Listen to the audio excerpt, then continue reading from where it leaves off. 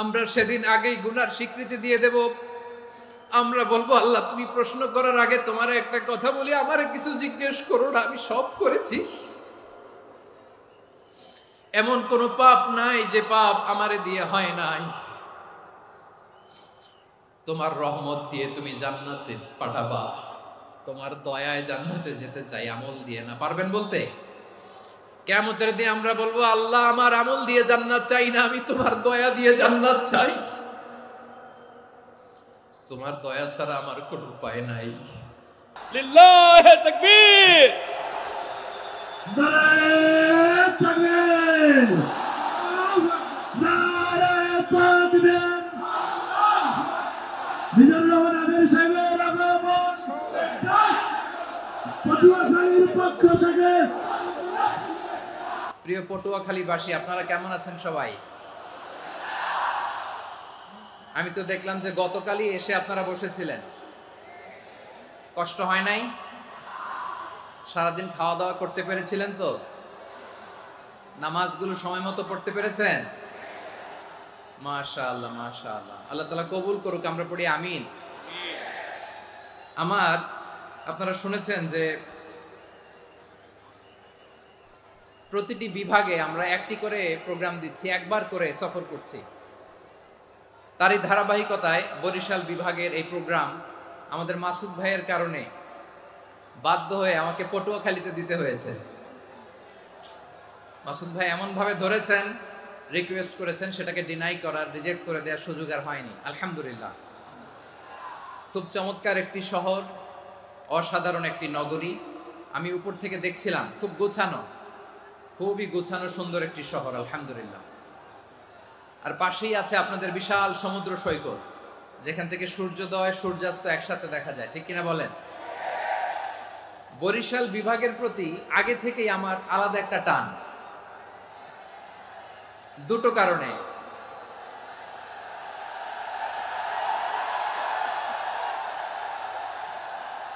আলহামদুলিল্লাহ, আলহামদুলিল্লাহ, মাশাআল্লাহ। এই গণজোয়ারকে আল্লাহ তাআলা ইসলামের পক্ষে কবুল করে নিক। এই প্রাণ ঢালা উচ্ছ্বাস, ভালোবাসা, এটা কোরআনের জন্য, ইসলামের জন্য, ঠিক কিনা বলেন? কোনো অপশক্তি এই গণজোয়ারকে ঠেকাতে পারবে না। কারণ যে ভালোবাসা আল্লাহর জন্য হয় সেটাকে ঠেকানো যায় না, ঠিক কিনা বলে? আমার প্রাণ প্রিয় পটুয়াখালীবাসী ভাইরা, বিশেষ দুটি কারণে বরিশাল বিভাগের প্রতি আমার আলাদা একটা ভালো লাগা। এর কারণ, এই অঞ্চলে আলেম ওলামা বেশি, ঠিক কিনা বলেন? আজকের এই প্রোগ্রামে অনেক কওমি মাদ্রাসার মুহতামিম সাহেবরা এসেছেন, আমি শুনেছি। আলিয়া মাদ্রাসার প্রিন্সিপাল হুজুররা এসেছেন, খতিব সাহেবরা এসেছেন, ইমাম সাহেবরা এসেছেন, মুয়াজ্জিন সাহেবরা এসেছেন। এই বিভাগে আলেম ওলামা বেশি। তার প্রমাণ, এখানে এই বরিশালের ভেতরে আছে সারসিনা দরবার, ঠিক কিনা বলেন? অনেক হাক্কানি একটা দরবার। সারসিনার মরহুম পীর সাহেব হুজুরের খেদমত করেছি আমি অনেকবার, সুযোগ হয়েছিল আমার ছাত্র জামানায়। তো ওনাদের মাদ্রাসা কেন্দ্রিক অনেক খেদমত, আলহামদুলিল্লাহ। তারপর এই বিভাগে রয়েছে চরমোনাই দরবার, ঠিক কিনা বলেন? ওনাদেরও বিশাল মাদ্রাসা, ধর্মীয় অঙ্গনে, মাদ্রাসা অঙ্গনে, রাজনৈতিক অঙ্গনে ওনাদের অনেক খেদমত। তারপরে এখানে আছে ঝালকাঠি এনএস কামিল মাদ্রাসা। আমরা কায়েস সাহেব হুজুরের কথা শুনেছি, আল ইত্তেহাদ মা আল ইখতিলাফ, মতবিরোধের সাথে ঐক্য, অসাধারণ কথা। তো এই সমস্ত বড় বড় আল্লাহওয়ালাদের আগমন এই ভূখণ্ডে হওয়ার কারণে এখানে ধর্মীয় বিশৃঙ্খলা, মারামারি কম, আছে ঐক্য, ঠিক কিনা বলেন? বরিশাল বিভাগের প্রতি আমার বিশেষ ভালোবাসার এটা একটা কারণ। দুই নম্বর কারণ হচ্ছে, আমি ঢাকাতে যে মাদ্রাসায় পড়াশোনা করেছি, দারুন নাজাত সিদ্দিকিয়া কামিল মাদ্রাসা, আমার মাদ্রাসার শিক্ষক মন্ডলীর অধিকাংশ হচ্ছে এই বরিশালের, আলহামদুলিল্লাহ। আমাদের শ্রদ্ধেয় প্রিন্সিপাল হুজুর আখম আবু বকর সিদ্দিক হাফিজাহুল্লাহ ওয়া রাআহ, উনি এলাকার সহ পুরো দারুন নাজাত মাদ্রাসার অধিকাংশ আসাতাজা ইকরাম এই ভূখণ্ডের, এই অঞ্চলের হওয়ার কারণে ছোটবেলা থেকেই বরিশালের প্রতি আমার একটি ভালোবাসা। তো আমি অন্তরের অন্তঃস্থল থেকে আবারও শুভেচ্ছা জানাতে চাই আমি আমাদের অনেক ভাইদেরকে দেখতে পাচ্ছি আপনারা বসার জায়গা পাননি, দাঁড়িয়ে আছেন এবং খুবই নিশ্চুপ, শান্ত, সুশৃঙ্খল। The people of Barisal, they are very smart, আলহামদুলিল্লাহ, মাশাআল্লাহ। এবং শ্রোতা যাদেরকে দেখতে পাচ্ছি বেশিরভাগের বয়স 15 থেকে 25। জেনজি, যেখানেই যাই জেনজি আমারে ছাড়ে না, মাশাআল্লাহ। এরাই আগামীর বাংলাদেশ, এরাই বাংলাদেশ। এদের হাতেই নিরাপদ আমার লাল সবুজের পতাকা, এদের হাতেই নিরাপদ আমার 56,000 বর্গ মাইলের প্রতিটি ইঞ্চি মাটি। এজন্য তোমাদেরকে সাবধান থাকতে হবে, সজাগ থাকতে হবে দেশের জন্য, এদেশের সার্বভৌমত্বের জন্য, ঠিক কিনা বলেন? আমার প্রিয় ভাইরা, আপনারা এখন যেমনি নিশ্চুপ, নীরব, very quiet and calm, discipline, I like it, I love it. শেষ পর্যন্ত আপনারা এরকম নিশ্চুপ, নীরব, নিস্তব্ধ, নিঝুম থাকবেন তো আপনারা? মাশাআল্লাহ। আমি খুব লম্বা চূড়া সময় নেব না, অনেক আলোচনা হয়েছে, আমি পাশেই ছিলাম, আমি দুপুরেই চলে এসেছি, আমি শুনছিলাম আলোচনাগুলো, অসাধারণ আলোচনা হয়েছে। আসলে আলোচনা হওয়া দরকার অল্প, ইবাদত আর আমল হওয়া দরকার বেশি, ঠিক কিনা?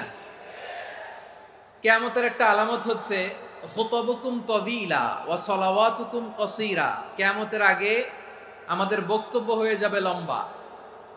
Your speech will be longer and your salah will be very shorter. বক্তব্য হবে লম্বা, সালাত হবে খাটো। এই নমুনা বর্তমানে আছে না নাই? ঘন্টার পর ঘন্টা, তাও তৃপ্তি মিটে না। অনেক জায়গায় রাত পর্যন্ত, মিডনাইট পর্যন্ত, মধ্যরাত পর্যন্ত আলোচনা হয়, এটা ঠিক নয়। বক্তব্য হবে একেবারে gist, cream of the creams, একেবারে ক্রিম কথাটা আলোচক উপস্থাপন করবেন। হেদায়েত দেওয়ার মালিক কে? ইন্নাকা লা তাহদি মান আহবাবতা ওয়ালাকিন্নাল্লাহা ইয়াহদি মান ইয়াশা। নবী হে, আপনি চাইলেই কাউকে হেদায়েত দিতে পারবেন না, হেদায়েত দেওয়ার মালিক কে? প্রিয় ভাইরা, আমি শুরুতেই দেখতে চাই যে আপনারা বরিশাল বিভাগের কে কোন জেলা থেকে আসলেন, এটা একটু জেনে খোঁজখবর নিয়ে আমি আলোচনা শুরু করবো ইনশাআল্লাহ বিইذنিল্লাহ।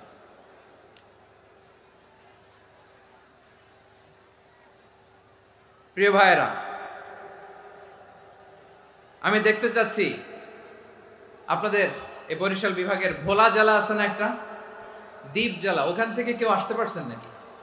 হ্যাঁ, আল্লাহু আকবার, আসছে তো, ওই যে হাত দেখা যাচ্ছে। সর্বনাশ, মাশাআল্লাহ, ঠিক আছে, আল্লাহ আমার ভাইদেরকে তুমি কবুল করো। বরগুনা জেলা থেকে কেউ এসেছেন আজকের প্রোগ্রামে? ইয়া সালাম, মাশাআল্লাহ, মাশাআল্লাহ, ওয়েলকাম, ওয়েলকাম, ঠিক আছে। পিরোজপুর জেলার কেউ এসেছেন? পিরোজপুর জেলা থেকে মাশাআল্লাহ অনেক ভাইরা এসেছেন। ঝালকাঠি, মাশাআল্লাহ, ঝালকাঠিতে অনেক আসছে। তারপর বরিশাল জেলা থেকে কারা কারা এসেছেন? বরিশাল, মাশাআল্লাহ, তাবারাকাল্লাহ। এবার পটুয়াখালী জেলার কারা কারা দেখি? মাশাআল্লাহ, মাশাআল্লাহ, মাশাআল্লাহ। আল্লাহ তুমি কবুল করো, আল্লাহ তুমি কবুল করো। লিল্লাহি তাকবীর, লিল্লাহি তাকবীর, লিল্লাহি তাকবীর। হাত নামান। প্রিয় ভাইরা, আসুন আমরা কাল বিলম্ব না করে আজকের পটুয়াখালী জেলা শহরের, মাশাআল্লাহ, ওই যে লক্ষ্মীপুর থেকে আমাদের ভাই এসে প্লেকার্ড নিয়ে দাঁড়াইছে, ঠিক আছে, প্লেকার্ড দেখেছি, ফি আমানিল্লাহ। আচ্ছা, এই বরিশাল বিভাগের বাইরে থেকে কারা কারা আসছেন দেখি, কেউ আছেন কিনা? মাশাআল্লাহ, অনেক অনেক অনেক, মাশাআল্লাহ, আল্লাহ কবুল করুন, আল্লাহ কবুল করুন, ফি আমানিল্লাহ। চাঁদপুর, ঠিক আছে, ঠিক আছে, হ্যাঁ, ইলিশের বাড়ি চাঁদপুর, ঠিক আছে, মাশাআল্লাহ। বসুন, বসুন। সম্মানিত ভাইরা, আসুন আমরা মূল আলোচনার দিকে চলে যাই। আজকে আমরা যে টপিকটা নিয়ে আলোচনা করব সেটা হচ্ছে, আমরা যে জীবনে বিপদে পড়ি, আমরা বিপদে পড়লে আমাদেরকে উদ্ধার করে কে? আল্লাহ ছাড়া আমাদের বাঁচানোর কেউ আছে? উদ্ধার করার কেউ আছে? রক্ষা করার কেউ আছে? এজন্য বিপদে পড়লে আমরা চাইবো কার কাছে? আমাদের যাই দরকার হোক আমরা ফরিয়াদ করব কার কাছে? নাকি মাজারে যেয়ে চাবেন? মাজারে যেয়ে যাবেন? অনেকে তো মাজারে যেয়ে কপাল ঘষে, আছে না নাই? মাজারে যেয়ে সন্তান চায়, আছে? এই এলাকায় নাই, এলাকার লোকদের আকীদা খালেস আমি জানি। মাজারে যেয়ে কপাল ঘষে আর সন্তান চায়। আচ্ছা, মাজারে গেলে সন্তান পাওয়া যায়? আচ্ছা, মাজারে না গেলে যদি বাচ্চা না হতো, গরু ছাগলের যে বাচ্চা হয় ওরা কোন মাজারে মানত করে বলেন? কথা কি বুঝতেছেন? এই যে প্রতি বছর গরু ছাগল ভেড়া এগুলো যে বাচ্চা দেয়, এরা কোন মাজারে যে মানত করে? এজন্য চাইতে হবে একজনের কাছে, তিনি কে? আমার প্রিয় পটুয়াখালীবাসী, মাজার জিয়ারত করা সুন্নাহ। আমরা মাজার জিয়ারত করব, আল্লাহ ওয়ালাদের কবরে যাব, আমরা সেখানে যে সালাম দিব, দোয়া করব, নিজের জন্য করব, কবরে শুয়ে থাকা মাইয়েতের জন্য করব, পুরো মুসলিম উম্মার জন্য করব। কিন্তু কবরে যিনি শুয়ে আছে ওই বাবার কাছে সন্তান চাওয়া যাবে? চাকরি চাওয়া যাবে? সফলতা চাওয়া যাবে? সফলতা দেয় কে? সবাই বলেন নাই, আওয়াজ করে বলেন, সফলতা দেওয়ার মালিক কে? এক কথাই রব্বুল আলামিন বলেন, ওয়া ইয়ামসাসকাল্লাহু বিদুররিন ফালা কাশিফা লাহু ইল্লা হু ওয়া ইয়ুরিদকা বিখাইরিন ফালা রাদ্দা লিফাদলি يصيب به من يشاء من عباده وهو الغفور الرحيم الله أكبر আল্লাহ বললেন ওয়া ইয়ামসাসকাল্লাহু বিদুররিন ফালা কাশিফা লাহু ইল্লা হু।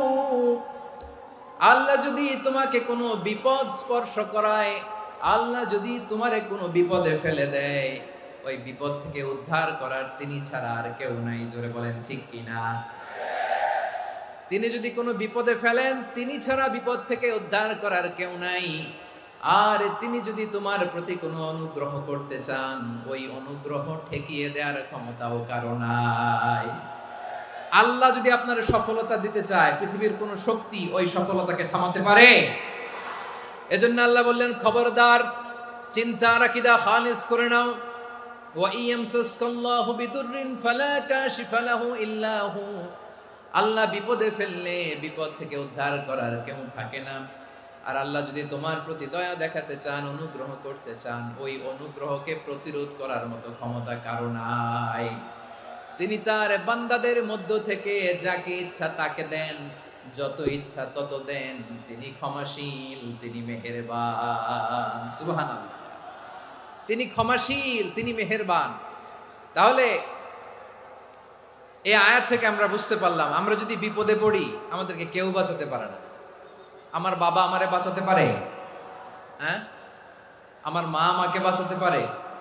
আমার বন্ধু আমারে বাঁচাতে পারে? আমার দলের কর্মী আমাকে বাঁচাতে পারে? আমার পীর সাহেব আমারে বাঁচাতে পারে?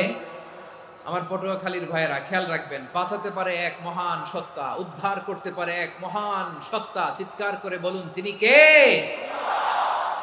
আবার আল্লাহ বললেন, আম্মাই ইউজিবুল মুত্তাররা ইযা দাআহু ওয়া ইয়াকশিফুস সুআ ওয়া ইয়াজআলুকুম খুলাফাআল আরদ আইলাহুম মা'আল্লাহ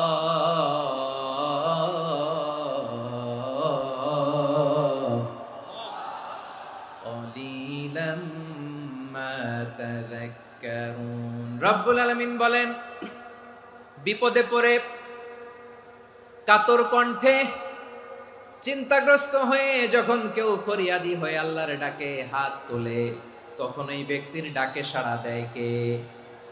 সবাই বলুন।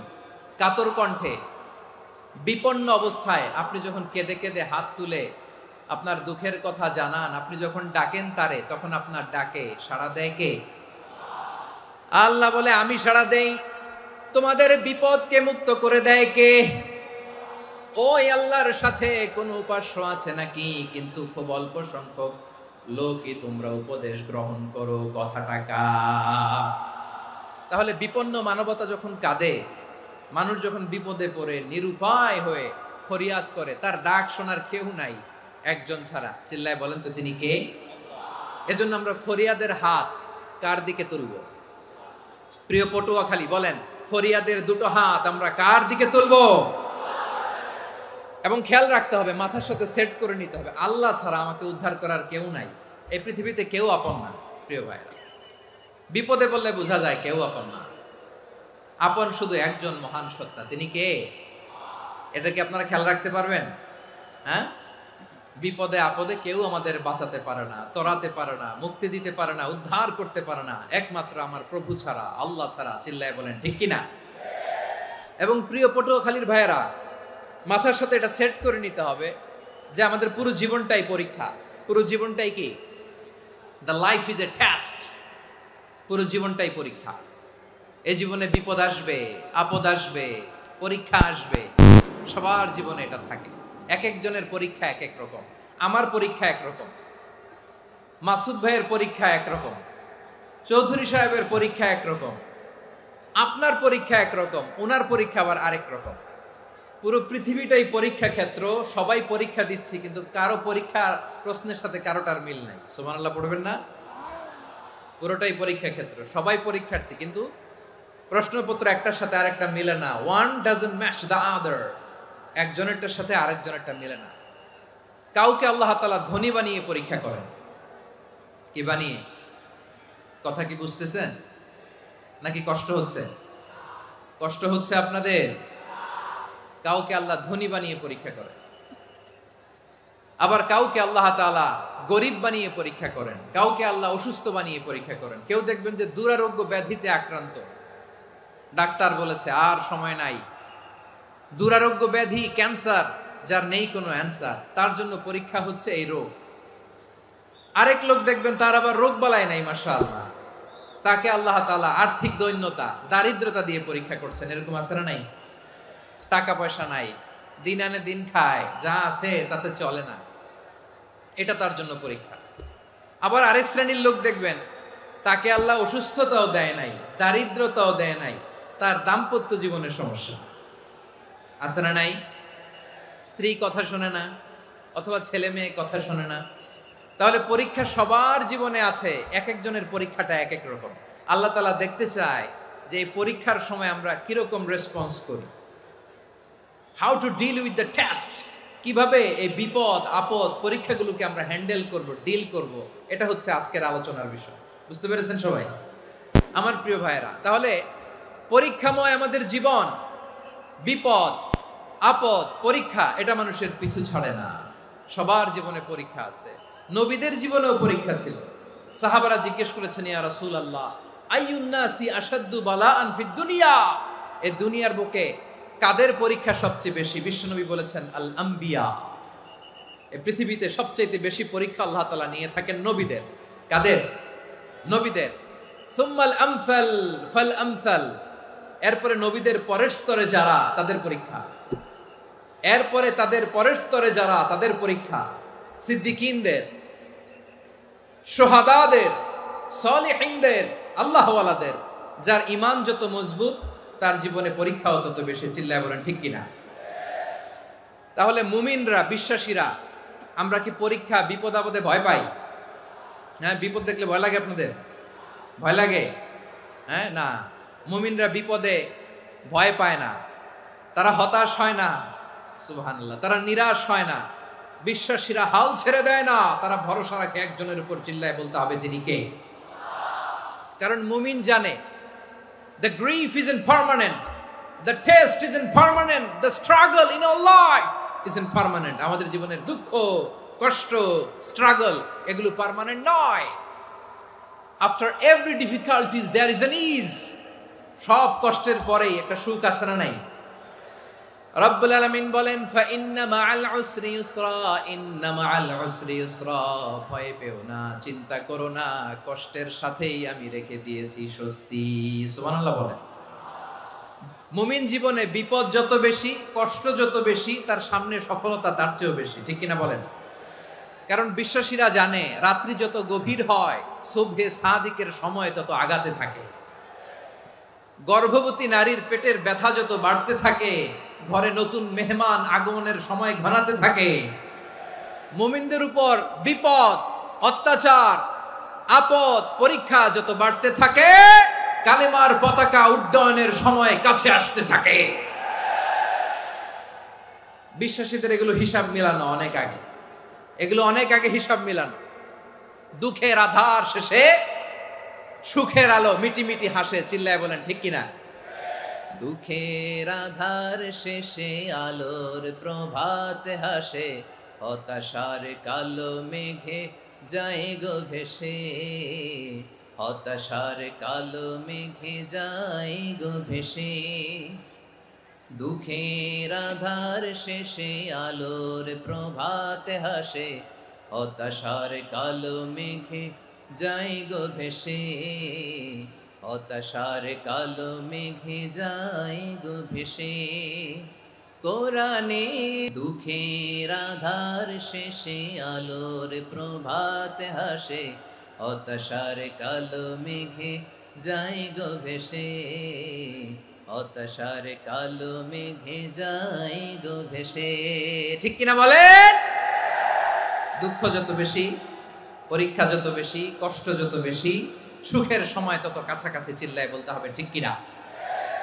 এজন্য মুমিন জীবনে পরীক্ষা বেশি, মুমিনদের হতাশা নাই। মুমিনরা নিরাশ হয় না, হতাশ হয় কাফিররা। মুমিনরা কখনো হাল ছেড়ে দেয় না, মুমিনরা ভরসা রাখে একজনের উপর, তিনি কে? তাহলে আমার প্রিয় পটুয়াখালীবাসী, বিপদ থাকবে, পরীক্ষা থাকবে, এই বিপদ থেকে আমাদেরকে উদ্ধার করবেন একজন, তিনি কে? আমরা শুধু আল্লাহর উপরই ভরসা রাখবো। রাজি আছেন তো? চাইবো একজন সত্তার কাছে, আওয়াজ করে বলুন তিনি কে?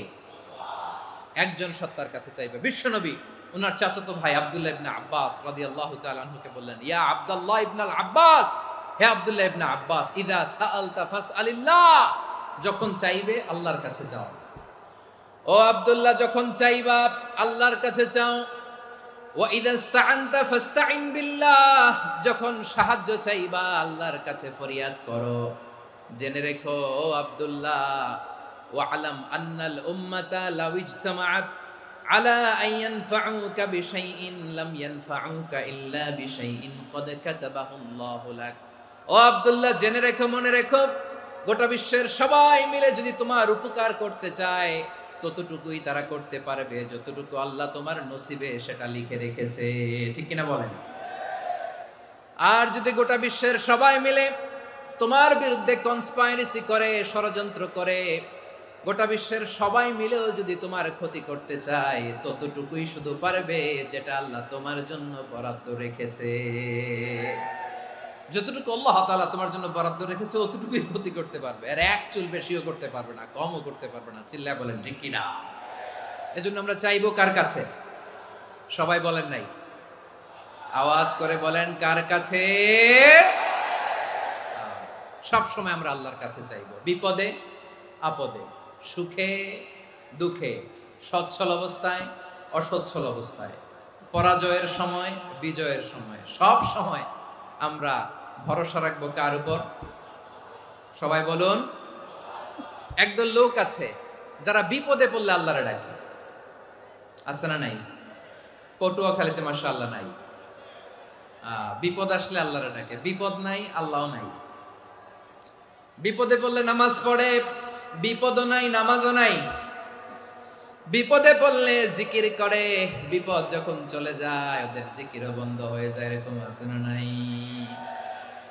কিছু লোক দেখবেন পরীক্ষা আসলে নামাজ পড়ে, আছে আছে। জেনজি আওয়াজ করো, এরকম আছে? এই কমন পড়ে গেছে, কমন পড়ছে। দেখবেন পরীক্ষার সময় নামাজ পড়ে, পরীক্ষাও নাই নামাজও আছে। এরকম কিছু লোক আছে অসুস্থ হলে আল্লাহরে বড্ড ভালোবাসে, আল্লাহরে খুব ডাকে। অসুস্থ হইলে অসুস্থতাও নাই, আল্লাহ স্মরণও নাই। দেখবেন কিছু লোক নির্বাচন আসলে খুব আল্লাহওয়ালা হয়ে যায়। তখন দেখবেন মাথার মধ্যে হেজাব লাগায়, পাঞ্জাবি লাগায়, আল্লাহওয়ালা হয়ে যায়। নির্বাচনও নাই, এরপরে আল্লাহর কথাও নাই। আছে না নাই? না, এরকম হওয়া যাবে না। সব সময় আমরা আল্লাহরে ডাকবো, বিপদে আপদে সব সময় ভরসা রাখবো আমরা একজনের উপর। আওয়াজ করে বলেন তিনি কে? এ কথায় আল্লাহ তাআলা আমাদের চোখে আঙ্গুল দিয়ে জানিয়ে দিলেন, ফাইদা রাকিবু ফিল ফুলকি দা'াউল্লাহ মুখলিসিনা লাহুদ্দিন فَلَمَّا نَجَّاهُمْ إِلَى الْبَرِّ إِذَا هُمْ يُشْرِكُونَ। আল্লাহ বলে একদল লোক আছে, তারা যখন নৌযানে চড়ে, জলযানে চড়ে, সাগরের মধ্যে যখন জাহাজে চড়ে, লঞ্চে চড়ে, তারা যখন তুফানের সম্মুখীন হয় তখন তারা আল্লাহরে বড্ড বেশি ডাকে, একান্ত ভাবে ডাকে, বিশুদ্ধ চিত্তে ডাকে। আবার তুফান থেকে তাদেরকে সেফ জোনে নিয়ে, নিরাপদ জোনে নিয়ে যখন বন্দরে আমি আল্লাহ তাদেরকে ভিড়িয়ে দেই, ওই লোকগুলো আবার আমি আল্লাহর সাথে শিরিক করে। এরকম আছে না নাই? জাহাজে উঠছে, সাগরের মাঝখানে তুফান, ওই সময় দেখবেন আল্লাহ কারে কয়। এই কথা তো আপনাদেরকে বোঝানো সহজ, আপনারা তো নদীর দেশের মানুষ। লঞ্চে চড়েন নাই কারা কারা দেখি? লঞ্চে চড়ছেন? হ্যাঁ, লঞ্চে চড়ে নাই এরকম একজনও নাই এখানে। আচ্ছা, লঞ্চে উঠছেন কে কে দেখি? মাশাআল্লাহ, মাশাআল্লাহ, মাশাআল্লাহ। ঠিক আছে, আপনাদের বোঝানো সহজ। আচ্ছা, লঞ্চে উঠে তুফানের সম্মুখীন হয়েছেন, জলোচ্ছ্বাস সবাই, মাশাআল্লাহ। তো এই ওয়াজ তো আপনাদের মুখস্থ, ঠিক কিনা বলেন? আমার বলার দরকার নাই, বলেন। মাঝ নদী, তুফান, জলোচ্ছ্বাস, জলের মধ্যে উচ্ছ্বাস, ঢেউ, টর্নেডো, সাইক্লোন, মেঘের ঘনঘটা, পরিবেশ ঘুটঘুটে অন্ধকার, লঞ্চ একবার এদিকে আরেকবার ওইদিকে, ভিতরে কি অবস্থা হয় বলেন তো? হ্যাঁ, তখন মুসলিম আল্লাহর ডাকে, হিন্দু আল্লাহর ডাকে, ঠিক কিনা বলেন? আস্তিক আল্লাহর ডাকে, নাস্তিক আল্লাহর ডাকে, ঠিক কিনা? লঞ্চের ভেতর, স্টিমারের ভেতর কান্নারে রোল পড়ে যায়, চিৎকারের রোল পড়ে যায়, সবার মুখ দিয়ে শুধু একটা আওয়াজ, লা ইলাহা লা ইলাহা লা ইলাহা সুবহানাল্লাহ আলহামদুলিল্লাহ লা ইলাহা। আল্লাহ নামের জিকির করবে যারা, আল্লাহর কাছে প্রিয় তারা, আল্লাহর কাছে প্রিয় যারা, জান্নাতে প্রবেশ করবে তারা, জোরে লা ইলাহা লা ইলাহা ইল্লাল্লাহ লা ইলাহা ইল্লাল্লাহ মুহাম্মাদুর রাসূলুল্লাহ সাল্লাল্লাহু আলাইহি ওয়াসাল্লাম। আমার প্রিয় পটুয়াখালীবাসী, তাহলে লঞ্চের ভেতরে যখন আমরা তুফানের মধ্যে পড়ি, তখন সবাই মিলে আমরা একটা নামের জিকির করি। নামটা কার? মুসলমানেরাও ডাকে, হিন্দুরাও ডাকে, আস্তিকও ডাকে, নাস্তিকও ডাকে, সবাই ডাকে একজনকে, তিনি কে? আবার দেখবেন ওই আল্লাহ তুফানের পরে, ঝড়ের পরে ওই লঞ্চটাকে যখন সদর ঘাটে ফিরিয়ে দেয়, আবার আমরা নাফরমানি শুরু করে দেই। সে কোথায় আল্লাহ বললেন, ফাইদা রাকিবু ফিল ফুলকি দা'আউল্লাহ মুখলিসিনা লাহুদ্দিন ফালাম্মা নাজ্জাহুম ইলাল বাররি ইযা হুম ইউশরিকুন। সাগরে যখন তুফানে পড়ে আমি আল্লাহর ডাকে, আবার আমি আল্লাহ যখন বাঁচিয়ে দেই, আবার আমি আল্লাহর সাথে শিরিক শুরু করে। আমরা কি এরকম হতে চাই নাকি? এরকম করবেন? হ্যাঁ না, আমরা তুফানে পড়লেও আল্লাহরে ডাকি, আবার বাঁচায় দেওয়ার পরেও ডাকি কারে? আল্লাহকেই ডাকি। বিমানের মধ্যে মাঝে মাঝে দেখবেন যে এয়ার টার্বুলেন্স হয়, জানেন? এয়ার টার্বুলেন্স জানেন তো?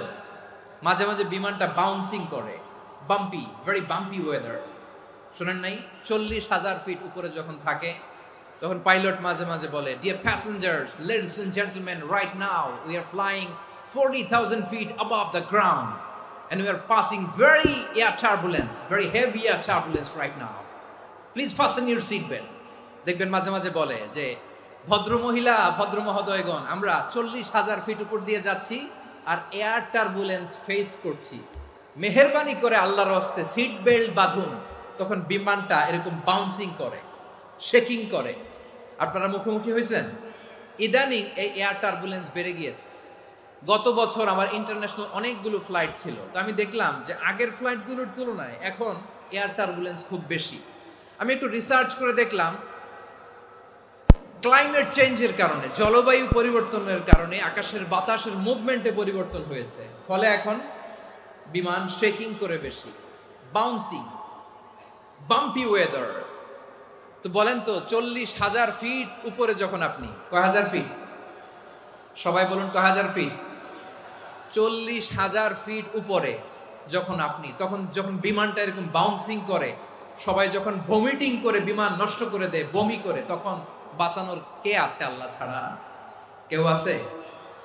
ওই মুহূর্তেও সবাই মিলে একজনের ডাকে আওয়াজ করে বলেন তিনি কে? মাঝে মাঝে কিছু সোশ্যাল মিডিয়ায় কিছু ভিডিও পাওয়া যায় যে হেভি যখন এয়ার টার্বুলেন্স হয় 10 সেকেন্ড 15 সেকেন্ডের কিছু ভিডিও পাওয়া যায়, বিমানটা এরকম বাউন্সিং করছে, বাম্পি ওয়েদার, কাঁপছে, মানুষগুলো বমি করছে, অক্সিজেন মাসগুলো সব ঝুলে পড়েছে, বিমানটা শুধু কাঁপছে। তখন দেখবেন বিমানের ভেতরেও এরকম লঞ্চের মতো চিৎকার আছে না নাই? বিমানের ভেতরেও তখন চিৎকার। গত বছর হিথ্রো এয়ারপোর্ট থেকে সিঙ্গাপুর এয়ারলাইন্সের একটা ফ্লাইট, হিথ্রো টু চাঙ্গি, একটা ফ্লাইটে এমন বেশি এয়ার টার্বুলেন্সের শিকার হয়েছিল ওই এয়ারক্রাফটটা, 33 জন যাত্রী সেখানে আহত হয়েছে, একজন যাত্রী নিহত হয়েছে। কেবিন ক্রুজ, এয়ার হোস্টেস যারা আছে, একজনের নাক ফেটে, চোখ ফেটে, কপাল ফেটে, ব্লিডিং হয়ে শয়লা। প্রিয় ভাইরা, ওই 40,000 ফিট উপরে বিমানটা যখন কাঁপবে, তখন আমাদেরকে আল্লাহ ছাড়া আর কেউ বাঁচানোর আছে? এত আসতে বললে হবে? ওই কঠিন মুহূর্তে আমার বাবা আমারে বাঁচাতে পারে, আমার বন্ধু আমারে বাঁচাতে পারে। এই গ্রাউন্ডে, জমিনের বুকে আমার প্রোটোকল, আমার ক্ষমতা, আমার দাম্ভিকতা, কোনো কিছু আমারে বাঁচাতে পারে একজন ছাড়া। চিল্লায় বলতে হবে তিনি কে? সে আল্লাহ বললেন, গোলাম আমি বিপদের সময় ঠিকই তোমাদের বাঁচিয়ে দেই। ওই বিমানের ভেতরে 40,000 ফিট উপরে যখন তোমরা এয়ার টার্বুলেন্সের শিকার হও, তখন নাস্তিকও আল্লাহরে ডাকে, হিন্দু আল্লাহরে ডাকে, জোরে বলেন ঠিক কিনা? আবার বিমানটা যখন শান্ত হয়ে যায়, একটু পরেই বিমানের স্ক্রিনের মধ্যে হিন্দি সিনেমা খোঁজে। বিমানের স্ক্রিনে কিন্তু বিশাল ওখানে আফলাম ফিল্মের একেবারে বোঝাই করা। বিমানটা শান্ত হলে আবার হিন্দি সিনেমা দেখা শুরু করে। একটু আগে ডাকছিল কারে? দেখবেন বাংলাদেশে আমাদের ক্রিকেটাররা যখন অন্য কোনো দেশের সাথে খেলে, অনেক সময় এমন হয় বল বাকি একটা, রান দরকার 6টা। বল বাকি কয়টা? পটুয়াখালী বোঝে নাই বোধহয়। বল বাকি কয়টা? রান দরকার। আপনি দেখবেন ক্যামেরাম্যান তখন গ্যালারিতে খালি দেখায় দর্শকদের যে কি অস্থিরতা। হিপ হপ স্টাইলের মেয়েটা, যে মেয়েটার ওড়না এতক্ষণ ছিল গলায়, এতক্ষণ কই ছিল, ওই মেয়েটা দেখবেন ওড়নাটা টেনে মাথায় দিয়ে এরকম মুনাজাত ধরতেছে, আল্লাহ আল্লাহ, একটা সক্কা, আল্লাহ আল্লাহ, আমার লাল সবুজের পতাকারে তুমি অপমানিত কইরো না আল্লাহ, ইন্ডিয়ার সাথে আমাদের খেলা, আল্লাহ আল্লাহ, একটা ছক্কা, একটা। পুরো খেলা জুড়ে এই মেয়ের ওড়না ছিল গলায়, কিন্তু যখন 1 বলে 6 রান দরকার, ওড়না চলে আসছে কোথায়? মাথায়। আবার মুনাজাত আছে না নাই? ঠিকই বাংলাদেশের দামাল ছেলে এমন এক শট মারলো, বল চলে গেল স্টেডিয়ামের বাইরে, ছক্কা, জিতে গেলাম আমরা। পুরো স্টেডিয়াম জুড়ে চিৎকার, হই হুল্লোড়, মৌজ মাস্তি। যেই মেয়েটা মাথার মধ্যে ওড়না দিয়ে এতক্ষণ সুবহানাল্লাহ সুবহানাল্লাহ বলে আল্লাহর কাছে দোয়া করেছে, ওই মেয়ে এখন আবার ওড়না ফেলে দিয়ে নাচা শুরু করে দিয়েছে। তাহলে আল্লাহর ভয়, আল্লাহর প্রতি আস্থা, বিশ্বাস, ভালোবাসা, এটা কি ক্ষণিকের জন্য? মানে আমার যখন লাগবে তখন আল্লাহরে ইউজ করবো নাকি? হ্যাঁ, বিপদে আপদে, সুখের সময় দুঃখের সময়, সচ্ছল অসচ্ছল অবস্থায় বিশ্বাসীরা ভরসা রাখে একজনের উপর। চিৎকার করে বলো পটুয়াখালী তিনি কে? সে আল্লাহ বললেন, গোলাম মনে করো না জাহাজ থেকে সদরঘাটে ভিড়িয়ে দিলাম, তুমি নিরাপদ হয়ে গেছো। মনে করো না 40,000 ফিট থেকে সেফ ল্যান্ডিং এর পরে এয়ারপোর্টে নেমে গেলেই তুমি নিরাপদ হয়ে গেছো। ও মিয়া, বিপদ কি শুধু সাগরে আর আকাশে? ঘরের বিপদও ঘরের ভেতরও বিপদ আসতে পারে কি পারে না। এজন্য সূরা মুলক আল্লাহ বললেন আমিনতুম মান ফিস সামাই আন ইয়াখসিফা বিকুমুল আরদা ফাইযা হিয়া তামুর। তোমরা কি ভাবছো তোমরা নিরাপদ? সাগরের মধ্যে তুফান, আল্লাহ আল্লাহ ডাকলাম, সদরঘাটে যেয়ে পড়ছি, পয়সা গেছেন তো আপনি। আর পাবে আপনারে আল্লাহ, আল্লাহরে তো সাগরের মাঝখানে তো আল্লাহ আপনারে পাইছিল, আর তো পাবে না। আর পাবে আপনারে? আর আল্লাহ ধরতে পারবে আপনারে? ঘরের ভেতরও বিপদ দিয়ে আটকাতে পারে কে? 5 স্টার 7 স্টার হোটেলের ভেতরও আমাকে বিপদের মধ্যে ফেলে দিতে পারেন কে? আল্লাহ বললেন তোমরা কি ভেবেছো তোমরা নিরাপদ? আমি চাইলে ল্যান্ডস্লাইডস, ভূমি ধস দিয়ে 1 লক্ষ এক মুহূর্তে নিয়ে যেতে পারি। এক সুনামি দিয়ে থাপ্পড় মেরে 3 লক্ষ সাগরের ভেতরে ঢুকায় দিতে পারি। 1 সেকেন্ডও লাগে না আমার। أم أمنتم من في السماء أن يرسل عليكم حاصبا فستعلمون كيف نذير। আল্লাহ চাইলে আকাশ থেকে পাথর বৃষ্টি নাজিল করতে পারেন কি পারেন না? এই মুহূর্তে এখানে ভূমিকম্প দিতে পারেন কি পারেন না? আচ্ছা, ভূমিকম্প যখন হয় আমাদের কারো হুঁশ থাকে? আপনি মনে করছেন আমরা সাধারণ মানুষ, আমরা দৌড় দেই, আর প্রেসিডেন্ট প্রধানমন্ত্রী ওনারা বুঝি খাটে শুয়ে থাকে? কথা বুঝে নাই বোধহয়। ভূমিকম্প, আর্থকোয়েক যদি হয়, বাঁচার জন্য আমরা কি করি? হয় খাটের তলায়, ডাইনিং টেবিলের নিচে, উপরে শক্ত কিছু আছে এটার নিচে, অথবা ঘর থুইয়া দেও দৌড়। তো প্রধানমন্ত্রী উনি কি করে? প্রেসিডেন্ট উনি কি করে? হ্যাঁ, উনি খাটের মধ্যে যে শুয়ে থাকে নাকি? উনিও দৌড়, সাধারণ মানুষও দৌড়, প্রধানমন্ত্রীও দৌড়, বাড়িওয়ালাও দৌড়, ভাড়াটিয়াও দৌড়, সবাই দৌড়। নাকি ভাড়াটিয়ারা বাড়ি থুইয়া দৌড়, বাড়িওয়ালারা আর বেরোয় না? এরকম না। তাহলে যে কোনো মুহূর্তে ভূমিকম্প দিয়ে নাস্তানাবুদ করতে পারে কে? আমার প্রিয় ভাইয়েরা, আমরা নিরাপদ নই, আমরা তার দয়ায় বেঁচে আছি। কার দয়ায়? এজন্য আল্লাহ বললেন গোলাম, যে কোনো মুহূর্তে বিপদ দিয়ে তোমাদেরকে নাস্তানাবুদ করতে পারি। বিশ্বাসী বলে যদি নিজেকে দাবি করো, সব সময় ডাকতে হবে একজন সত্তাকে। বলেন তিনি কে? এই কথা ক্লিয়ার? এই সবগুলো উদাহরণ শেষে সবার কাছে ক্লিয়ার হয়েছে না যে বিপদ থেকে, আপদ থেকে, পরীক্ষা থেকে, ক্যালামিটি থেকে আমাদেরকে কেউ বাঁচাতে পারে না একজন সত্তা ছাড়া। আবারও বলেন তো তিনি কে? ক্লিয়ার? হ্যাঁ, সবাই বুঝতে পারছেন? আচ্ছা, এবার আমরা দেখি বিষ্ণু ইসা ইসলামের জীবনে বিপদ আপদ ছিল কিনা। উনি বিপদ আসলে কিভাবে ডিল করতেন, বিপদ আসলে কোন দোয়া পড়তে হয়, কিভাবে ফরিয়াদের হাত উত্তোলন করতে হয়, কিভাবে রবের দরবারে নতজানু হয়ে ফরিয়াদ করতে হয়, এটা জানার দরকার আছে না নাই? আসুন আমরা বিষ্ণুনবীর জীবনী থেকে দেখি বিপদ আসলে উনি কি করতেন। বিপদ আসলেই প্রথমে বিষ্ণু ইসা ইসলাম একটা দোয়া পড়তেন। কি পড়তেন? তিনি পড়তেন ইন্না লিল্লাহি ওয়া ইন্না ইলাইহি রাজিউন। নিশ্চয় আমরা আল্লাহর জন্য, নিশ্চয় আমরা কার দিকে ফিরবো ভাই? আবার কার দিকে ফিরবো? আওয়াজ করে বলুন তো, আমরা এসেছি কার কাছ থেকে, আবারও ফিরে যাব কার কাছে? এজন্য বিষ্ণুই পড়ছেন ইন্না লিল্লাহি ওয়া ইন্না ইলাইহি রাজিউন। নিশ্চয় আল্লাহর জন্য, ওই আল্লাহর দিকেই আমরা ফিরে যাব। তারপরে বিশ্বনবী পড়তেন আল্লাহুম্মা আজুরনি ফি মুসিবাতি ওয়াখলুফ লি খায়রাম মিনহা।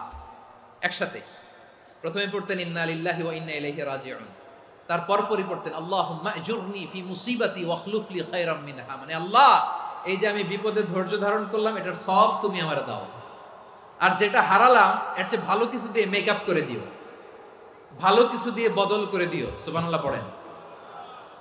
তাহলে বিপদ আসলে আমরা কি পড়বো? কথা বলেন। এই যে আমি শুয়েছিলাম, নাশিদ গাচ্ছিল ওরা, এদেশে পরস্পরে দেখা হলে দেয় সালাম, এদেশে আমজনতার হৃদয় জুড়ে পাকালাম, এদেশে বিপদ এলে সর্বজনে সর্বক্ষণে দোয়া পড়ে ইন্না লিল্লাহ। কি পড়ে?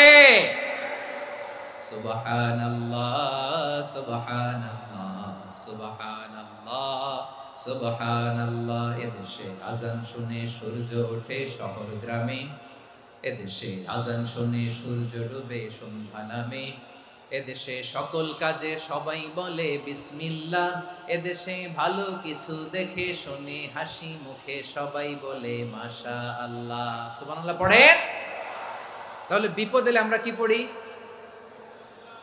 কথা বুঝলে সবাই উত্তর দিতে হবে। বিপদ এলে কি পড়ি? তাহলে বিপদ এলেই আমরা এখন থেকে ইন্না লিল্লাহ পড়বো, নাকি হাই হুতাশ করবেন? একদল আছে হাই হুতাশ করে, হায় আল্লাহ রে মোর কি হইল রে, মুই কি হরমু রে, মুই কমবে জামু রে, আছে না নাই? এরকম বিলাপ করতে নিষেধ করেছেন বিশ্বনবী। কি করব, কই যাব, কি হবে, হায় হায়, এরকম হাহুতাশ আছে না নাই? বিশ্বাসীরা হাহুতাশ করে না, তারা ইন্না লিল্লাহ পড়ে। কি পড়ে মনে থাকবে? আমরা পড়বো ইন্না লিল্লাহি ওয়া ইন্না ইলাইহি রাজিউন। নিশ্চয়ই আমরা আল্লাহর জন্য, আমরা আল্লাহর দিকেই ফিরে যাব। এরপর পড়বো আল্লাহুম্মা আজুরনি ফি মুসিবাতি ওয়াখলুফ লি খায়রাম মিনহা। আল্লাহ, আমি যে বিপদে ধৈর্য ধারণ করলাম এটার সওয়াব দিও, আর যা হারালাম তার চেয়ে ভালো কিছু দিয়ে বদল করে দিও। সুবহানাল্লাহ পড়েন।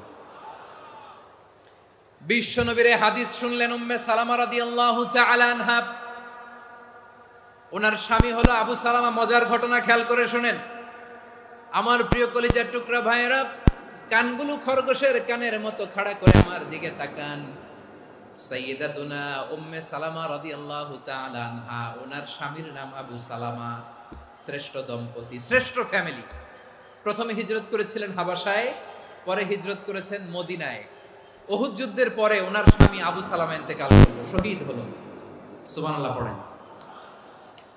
যখন আবু সালামা ইন্তেকাল করলো, উম্মে সালামা রাদিয়াল্লাহু তাআলা আনহা কেঁদে কেঁদে হয়রান। আর নবীর শিখানো বাণী অনুযায়ী তিনি বারবার পড়ছিলেন ইন্না লিল্লাহ। কি পড়ছিলেন? মুই কই জামু, কি হরমু, এগুলো বলে নাই। কি বলছে? ইন্না লিল্লাহ। যেহেতু বিশ্বনবী বলেছেন কেউ যদি বিপদের প্রথম ধাক্কায় পড়ে ইন্না লিল্লাহি ওয়া ইন্না ইলাইহি রাজিউন, আল্লাহুম্মা আজুরনি ফি মুসিবাতি ওয়াখলুফ লি খায়রাম মিনহা, তাহলে এই বিপদে যে সে যা হারালো তার চেয়ে শ্রেষ্ঠ কিছু দিয়ে আল্লাহ তার বদল দিয়ে দিবে। এই হাদিস শুনে উম্মে সালামা রাদিয়াল্লাহু তাআলা আনহা ওনার প্রাণ প্রিয় স্বামী আবু সালামার ইন্তেকালের পরে চোখের পানি ছাড়ে আর পড়ে ইন্না লিল্লাহি ওয়া ইন্না ইলাইহি রাজিউন, আল্লাহুম্মা আজুরনি ফি মুসিবাতি ওয়াখলুফ লি খায়রাম মিনহা। বারবার এই দোয়া পড়ে চোখের পানি ছাড়ে, এই দোয়া পড়ে চোখের পানি ছাড়ে, আর মনে মনে বলে আবু সালামার মতো ভালো মানুষ মদিনাতে নাই, আবু সালামার চেয়েও ভালো মানুষ মদিনাতে নাই, তার চেয়ে ভালো মানুষ কি করে আল্লাহ তাআলা আমারে দিবে, তার চেয়ে ভালো মানুষ তো আমি মদিনাতে দেখি না। চোখের পানি দিয়ে বুক ভাসায় আর নবীর হাদিসের উপর আমল করে পড়ে ইন্না লিল্লাহি ওয়া ইন্না ইলাইহি রাজিউন, ইন্না লিল্লাহি ওয়া ইন্না ইলাইহি রাজিউন। পড়তে পড়তে চোখের পানি ছাড়ে আর চিন্তা করে বিশ্বনবী বললেন এই দোয়া পড়লে যেটা হারালাম তার চেয়ে ভালো কিছু দিয়ে আল্লাহ পুরস্কার দেয়। আবু সালামার চেয়ে ভালো মানুষ মদিনার মধ্যে আর কে হতে পারে? কি আজীব তামাশা, কি অবাক করা ঘটনা।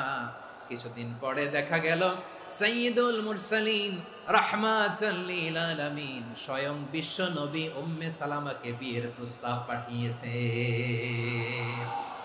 স্বয়ং বিশ্ব নবী উম্মে সালামা রাদিয়াল্লাহু তাআলা আনহাকে বিয়ের প্রস্তাব পাঠিয়েছেন। উনি রাজি হয়ে গেলেন, বিয়ে হয়ে গেল, উনি হয়ে গেলেন উম্মুল মুমিনিন, আমাদের মা, পুরো মুসলিম উম্মার মা। চিৎকার করে বলেন আল্লাহু আকবার। তাহলে আমার প্রাণ প্রিয় ভাইয়েরা, বিপদে পড়লে আমরা পড়বো ইন্না লিল্লাহি ওয়া ইন্না ইলাইহি রাজিউন, আল্লাহুম্মা আজুরনি ফি মুসিবাতি ওয়াখলুফ লি খায়রাম মিনহা। পড়বেন? পড়বেন না? যারা যারা বিপদ আসলে এই দোয়াটা পড়বেন এখন থেকে আওয়াজ করে ইনশাআল্লাহ বলেন। যা হারাইছেন তার চেয়ে শ্রেষ্ঠ জিনিস দিয়ে বদলা দিবে কে? বিশ্বাস হয়? একটু সন্দেহ লাগে মনে হয়, একটু সন্দেহ আছে? যাদের বিশ্বাস হবে তাদের কি আল্লাহ উত্তম বদলা দিবে, ঠিক কিনা বলেন? তাহলে বিপদে পড়লেই প্রথমে আমরা এটা পড়ব। দোয়াগুলো যদি এখন মুখস্থ না হয়, এই যে রেকর্ডিং হচ্ছে, পেয়ে যাবেন, কালকেই পেয়ে যাবেন। শুনে শুনে মুখস্থ করবেন। আমার মায়েরা, আমার বোনেরা, আপনাদের জন্য 3টি মাঠের অ্যারেঞ্জমেন্ট করা হয়েছে, আমি জানি। আপনারাও এই দোয়াগুলো পড়বেন, আপনার স্বামীকে শেখাবেন, সন্তানকে শেখাবেন, আপনার পুরো পরিবারটাকে জান্নাতের টুকরো বানিয়ে দিবে কে? তাহলে বিপদ আসলে প্রথমে কি পড়তে হবে এটা জেনে গেলাম। এরপরে বিপদ আসলে নিজেকে কি করে আল্লাহর কাছে সঁপে দিতে হয় এটাও জানার দরকার আছে না নাই? বিপদে প্রথমে ইন্না লিল্লাহ পড়লাম, ধৈর্য ধারণ করলাম, বিপদ থেকে উদ্ধারের সর্বোচ্চ চেষ্টা করলাম। আমার কাজ যখন শেষ তখন আমি আমার এই বিষয়টা আল্লাহর কাছে সঁপে দিব। কার কাছে সুপর্দ করব? কার কাছে? বিপদে পড়লে কেমন করে নিজেকে আল্লাহর কাছে সঁপে দিতে হয়, আসুন সাইয়েদনা ইব্রাহিম আলাইহিস সালামের জীবনী থেকে জানি। আল্লাহর খলিল ইব্রাহিম আলাইহিস সালাম আমাদের মতো সমাজ ব্যবস্থা পায় নাই। আমরা জন্মের পরে আমাদের কানের ভেতরে আজান দিয়েছে কে? একামত দিয়েছে কে? আমাদের বাপ দাদারা আমাদের কানে আজান দিয়েছে কি? দেয় নাই।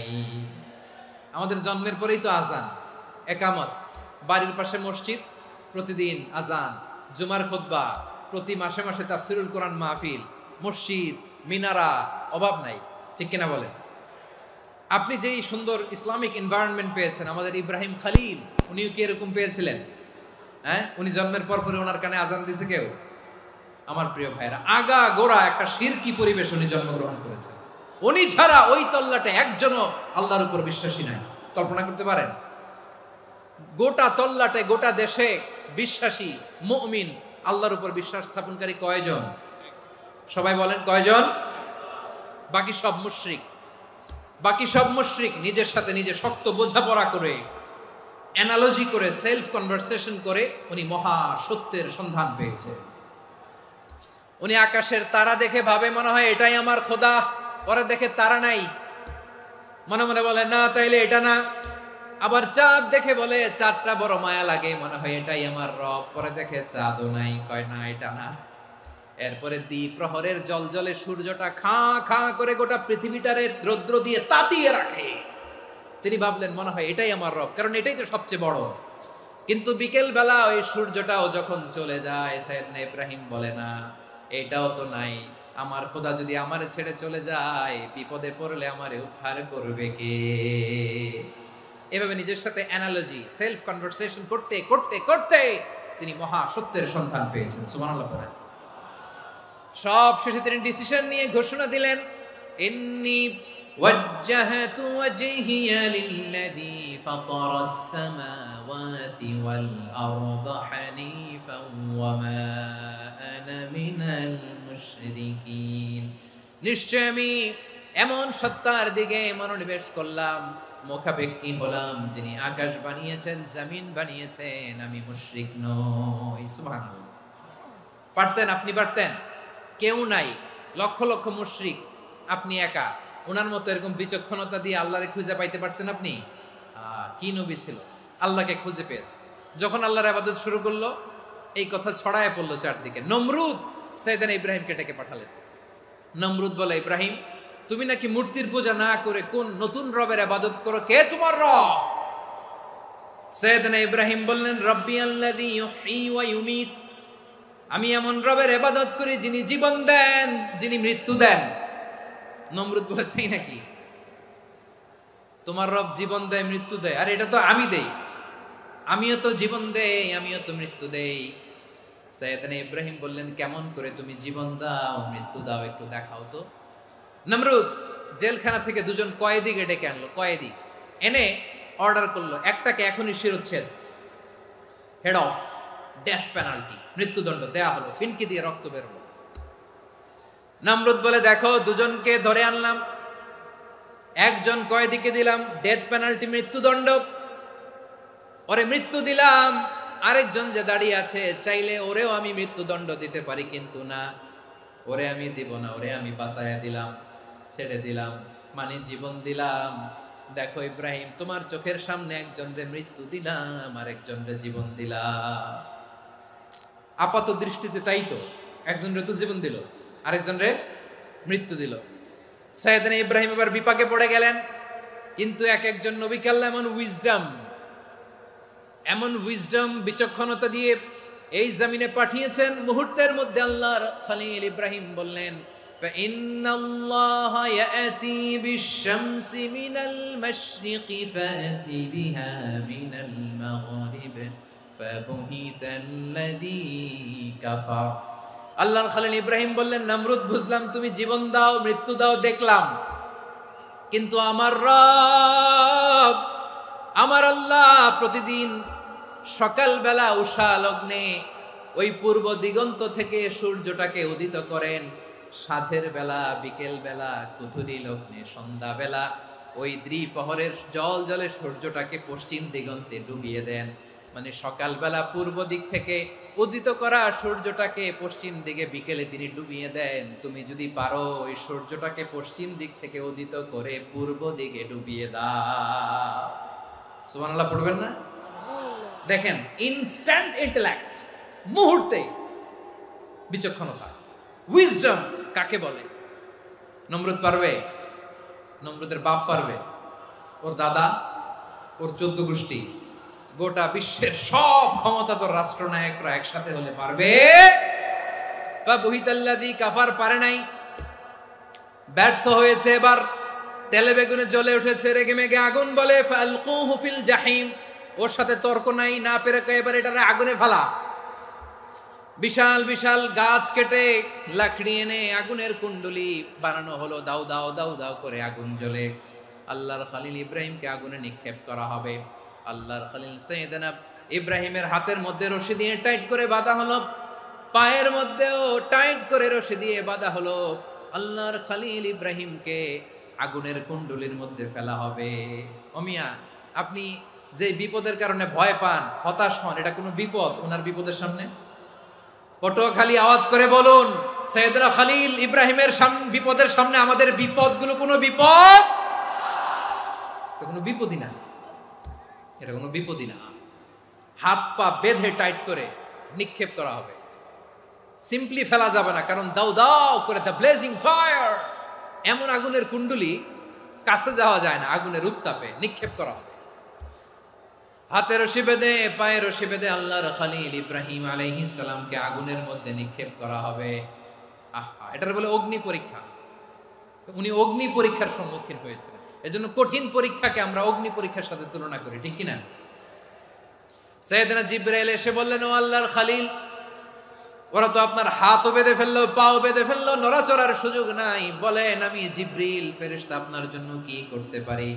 আল্লাহর খলিল ইব্রাহিম বলেন, ও জিবরাইল, তোমার কাছে আমার কোনো চাওয়া পাওয়া নাই। সুবহানাল্লাহ বলেন। তোমার কাছে বলার কিছু নাই, তোমার সাহায্যের আমার দরকার নাই।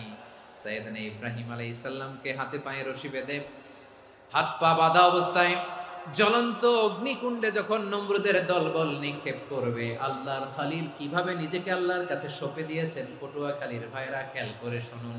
হাত পা বেঁধে আল্লাহর খলিলকে যখন নিক্ষেপ করা হবে, তিনি মুখ ফুটে বলে ফেললেন, হাসবুনাল্লাহু ওয়া নি'মাল ওয়াকিল।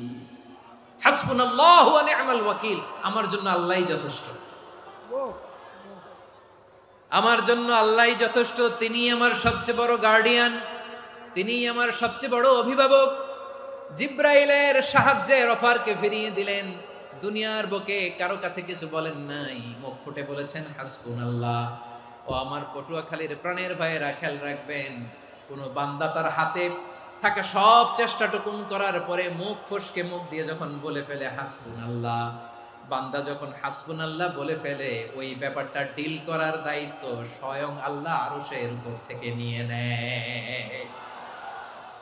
আপনি যখন বলে ফেলবেন হাসবুনাল্লাহ, এটা ডিলিং করবে কে তখন? চিল্লায় বলেন না, তিনি কে? বান্দা তার সাধ্যের সবটুকু চেষ্টার পরে নতজানু হয়ে যখন বলবে হাসবুনাল্লাহ, আল্লাহ তুমি আমার জন্য যথেষ্ট, নি'মাল ওয়াকিল, তুমি আমার শ্রেষ্ঠ অভিভাবক, তখন তার কি দরকার না দরকার এটা ডিল করে স্বয়ং আল্লাহ।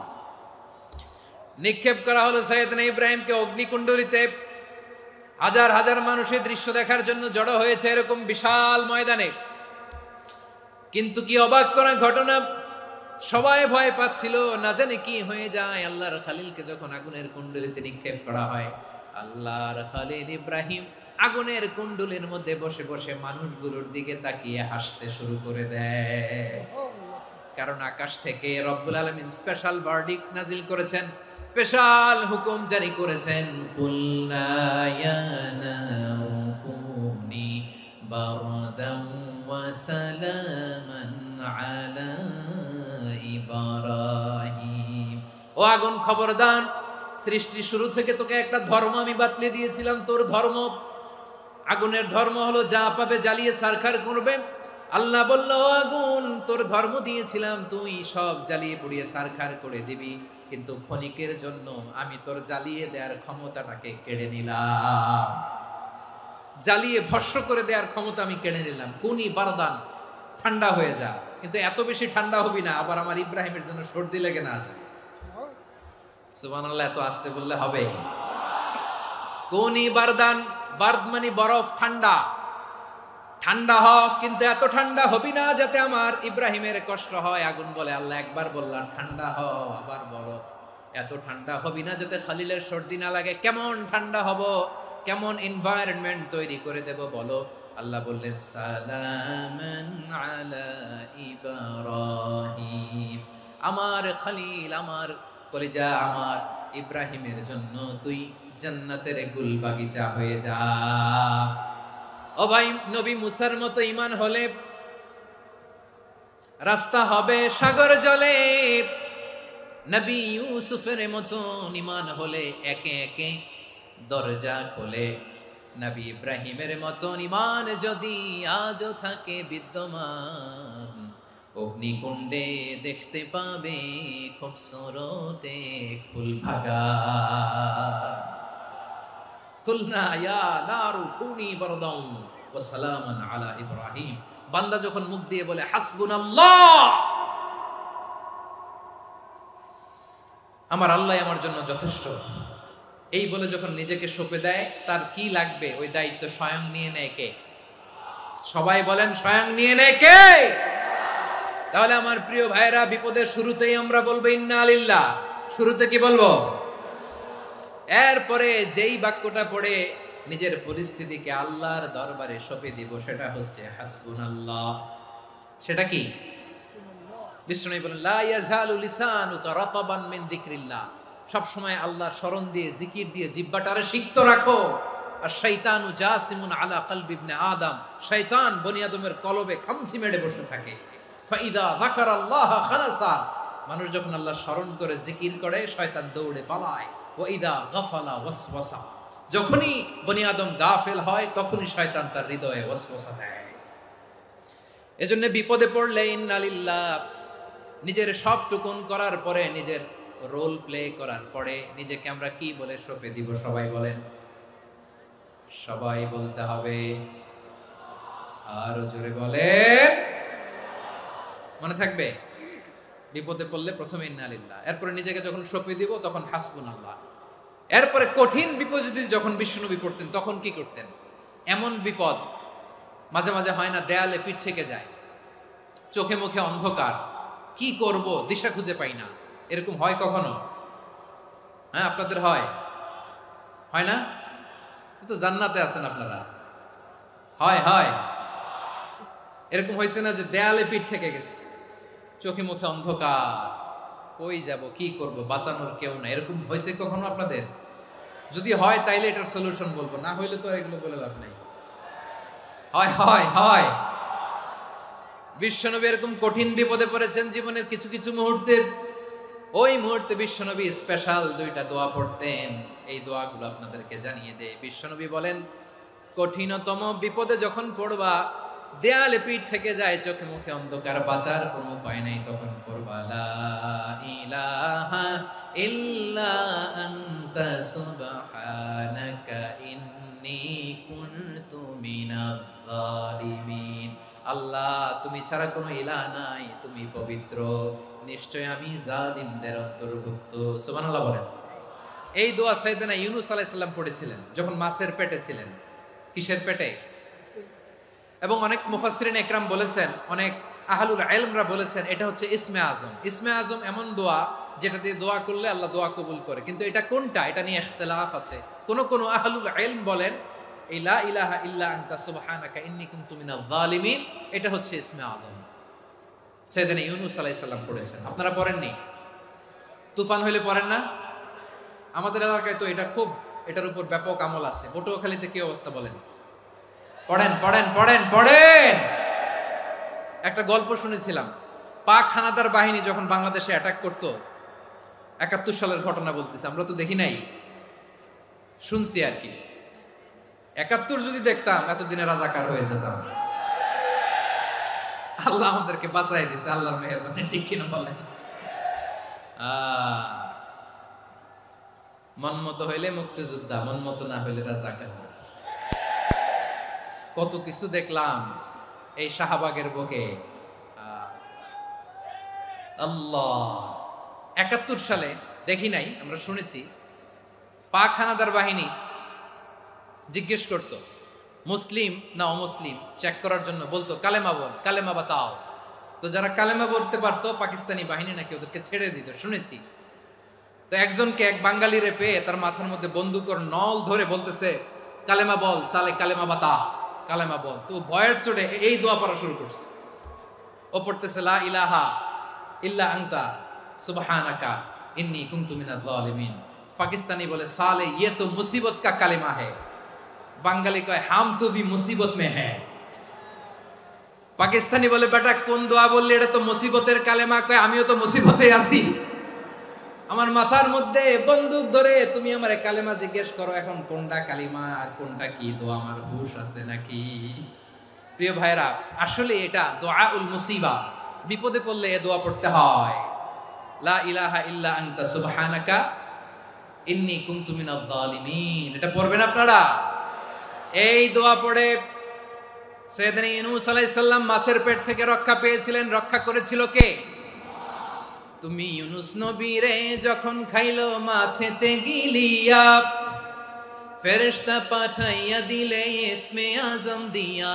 প্রাণে ছিল যাহার ভয় সেথা পাইল আশ্রয়, প্রাণে ছিল যাহার ভয় সেথা পাইল আশ্রয়। মাছের পেট হতে সে যে পেল পরিত্রাণ।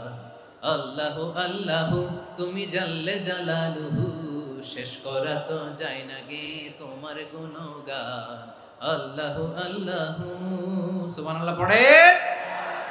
লা ইলাহা ইল্লা আনতা সুবহানাকা ইন্নী কুনতু মিনাজ জালিমিন। বিশ্বনবী বললেন দেয়ালে পিঠ থেকে গেলে, চোখে মুখে অন্ধকার, বাঁচার কোনো উপায় নাই, তখন এই দোয়াটা পড়তে হবে। এই দোয়া পড়ে আল্লাহর কাছে ফরিয়াদ করলে বিপদ মুক্ত করবেন কে? কেন এই দোয়াটা আল্লাহর কাছে বড্ড প্রিয় জানেন আমার ভাইয়েরা? কারণ এই দোয়ার মধ্যে 3টা জিনিস আছে। আমি যেরকম আঙ্গুল উঁচু করেছি এরকম করেন তো। 3টা। কয়টা? 3টা। 1 নম্বরে হচ্ছে তাওহীদ, 2 নম্বরে তাসবিহ, 3 নম্বরে তাকরীর। আই রিপিট, আবারও বলছি, 1 নম্বরে তাওহীদ, 2 নম্বরে তাসবিহ, 3 নম্বরে তাকরীর। এই দোয়াটা আল্লাহর কাছে এত পছন্দনীয় কারণ এই দোয়ার প্রথম অংশে আছে তাওহীদ, আল্লাহর একত্ববাদের ঘোষণা। লা ইলাহা ইল্লা আনতা, ও আল্লাহ আপনি ছাড়া কোনো ইলাহ নাই, উপাস্য নাই। এই কথা বললে আল্লাহ বড্ড খুশি হয়ে যায়। সুবহানাল্লাহ পড়েন। এই দোয়ার দ্বিতীয় অংশে আছে তাসবিহ, মানে আল্লাহর প্রশংসা, প্রশংসা সূচক বাণী। সুবহানাক সুবহানাক সুবহানাক, ও আল্লাহ আমি আপনার পবিত্রতা ঘোষণা করছি। সুবহানাক, এই কথা শুনলেও আল্লাহ খুশি হয়ে যায়। সুবহানাল্লাহ পড়েন। এই দোয়ার তৃতীয় অংশে আছে তাকরীর। তাকরীর মানে পাপের স্বীকৃতি। তাকরীর মানে কি? তাকরীর মানে পাপের স্বীকৃতি। এই দোয়ার তৃতীয় অংশে আছে ইন্নী কুনতু মিনাল জালিমিন, ও আল্লাহ আমি জালিমদের অন্তর্ভুক্ত। আল্লাহ আল্লাহ আমি জালেম, আল্লাহ আমি ভুল করেছি, অন্যায় করেছি, আল্লাহ আমি জালেমদের অন্তর্ভুক্ত। এই পাপের স্বীকৃতি, অ্যাকনোলেজমেন্ট আল্লাহ বড্ড পছন্দ করে। যখন আল্লাহর কাছে আপনি ছোট হবেন, ছোট হতে হতে যত ছোট হবেন ওই দৃশ্যটা দেখতে আল্লাহ বড্ড পছন্দ করে। সুবহানাল্লাহ বলেন। 3 নম্বর অংশ ইন্নী কুনতু মিনাজ জালিমিন, আল্লাহ আমি জালেমদের অন্তর্ভুক্ত। সাইয়েদনা আদম আলাইহিস সালাম ভুল করে যখন নিষিদ্ধ গাছের ফুল খেয়ে ফেললেন, ফল খেয়ে ফেললেন, আল্লাহ বললেন আদম ক্ষমা পেতে চাইলে তুমি আর হাওয়া মিলে স্বীকৃতি দাও, পাপের স্বীকৃতি। আর পড়ো রব্বানা যালামনা আনফুসানা ওয়া ইল্লাম তাগফির লানা ওয়া তারহামনা লানাকুনান্না মিনাল খাসিরিন। ও আল্লাহ আমি আদম আর হাওয়া যালামনা আনফুসানা, আমরা আমাদের নফসের উপর বড্ড জুলুম করেছি। আল্লাহ ওয়া ইল্লাম তাগফির লানা ওয়া তারহামনা, আপনি যদি ক্ষমা না করেন, আপনি যদি দয়া পরবশ না হন, আপনি যদি রহম না করেন, আমরা তো ক্ষতিগ্রস্তদের মধ্যে শামিল হয়ে যাব। এই দোয়া করার সাথে সাথে সাইয়েদনা আদম আর হাওয়া আলাইহিস সালামকে ক্ষমা করে দিলেন কে? তাহলে এই দোয়ার 3 নম্বর অংশ তাকরীর, এটা আল্লাহ বড় পছন্দ করে। আমার কলিজার টুকরা ভাইয়েরা, গুনাহ করে শিকার যেতে হবে, এটা আল্লাহ ভালোবাসেন। সাইয়েদনা আবু বকর রাদিয়াল্লাহু তাআলা আনহু বিষ্ণু ইসা ইসলামকে বললেন, ইয়া রাসূলুল্লাহ আল্লিমনি দুআআন আদউ বিহি ফি সালাতি। নবী হে, আপনি আমার এমন একটা স্পেশাল দোয়া শিখায়া দেন যে দোয়াটা আমি নামাজে পড়ব। নবী বললেন, তাহলে তুমি পড়ো, আল্লাহুম্মা ইন্নী যালামতু নাফসি যুলমান কাসীরান ওয়া লা ইয়াগফিরুয যুনুবা ইল্লা আনতা ফাগফিরলি মাগফিরাতাম মিন ইনদিকা ওয়ারহামনি ইন্নাকা আনতাল গফুরুর রহিম। সুবহানাল্লাহ। সালাম ফিরানোর আগে পড়েন, কথা কয় না, পড়েন পড়েন। ও আবু বকর, নামাজে যদি দোয়া করতে মনে চায় এই দোয়াটা পড়বা, আল্লাহুম্মা ইন্নী যালামতু নাফসি, আল্লাহ জুলুম করেছি আমার নফসের উপর, যুলমান কাসীরা, অনেক জুলুম, ওয়া লা ইয়াগফিরুয যুনুবা ইল্লা আনতা, আপনি ছাড়া এই জুনুব, এই পাপ ক্ষমা করার দ্বিতীয় কোনো রব নাই। আছে? আল্লাহ ছাড়া আমাদের গুনাহ আর কে কে ক্ষমা করতে পারে বলেন তো? কে পারে? কে? এজন্য আল্লাহরে বলবেন, আল্লাহ আমি ছাড়া তোমার গোলামের অভাব নাই, ও আমার রব আমি ছাড়া এই জমিনের বুকে তোমার গোলামের অভাব নাই, কিন্তু তুমি ছাড়া তো আমার দ্বিতীয় কোনো রব নাই। পারবেন বলতে? পারবেন? চোখের পানি ছেড়ে আল্লাহরে বলবেন, আল্লাহ তুমি আমার রব, তুমি আমার সব।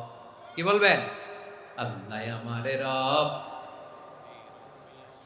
সবাই বলুন, আল্লাহ আমারে রব, দমে দমে তনু মনে তারি অনুভব, আল্লাহ আমারে রব। আল্লাহরে বলেন, আল্লাহ তুমি আমার রব, তুমি আমার সব। আল্লাহ আমি ছাড়া এই জমিনে তোমার গোলামের অভাব নাই, তুমি ছাড়া আমার দ্বিতীয় কোনো রব নাই। এ কথা বলে চোখের পানি ছেড়ে আল্লাহরে স্বীকৃতি দেন, আল্লাহ আমি পাপী, আল্লাহ জামিনে আমার চেয়ে বড় পাপী আর কেউ নাই।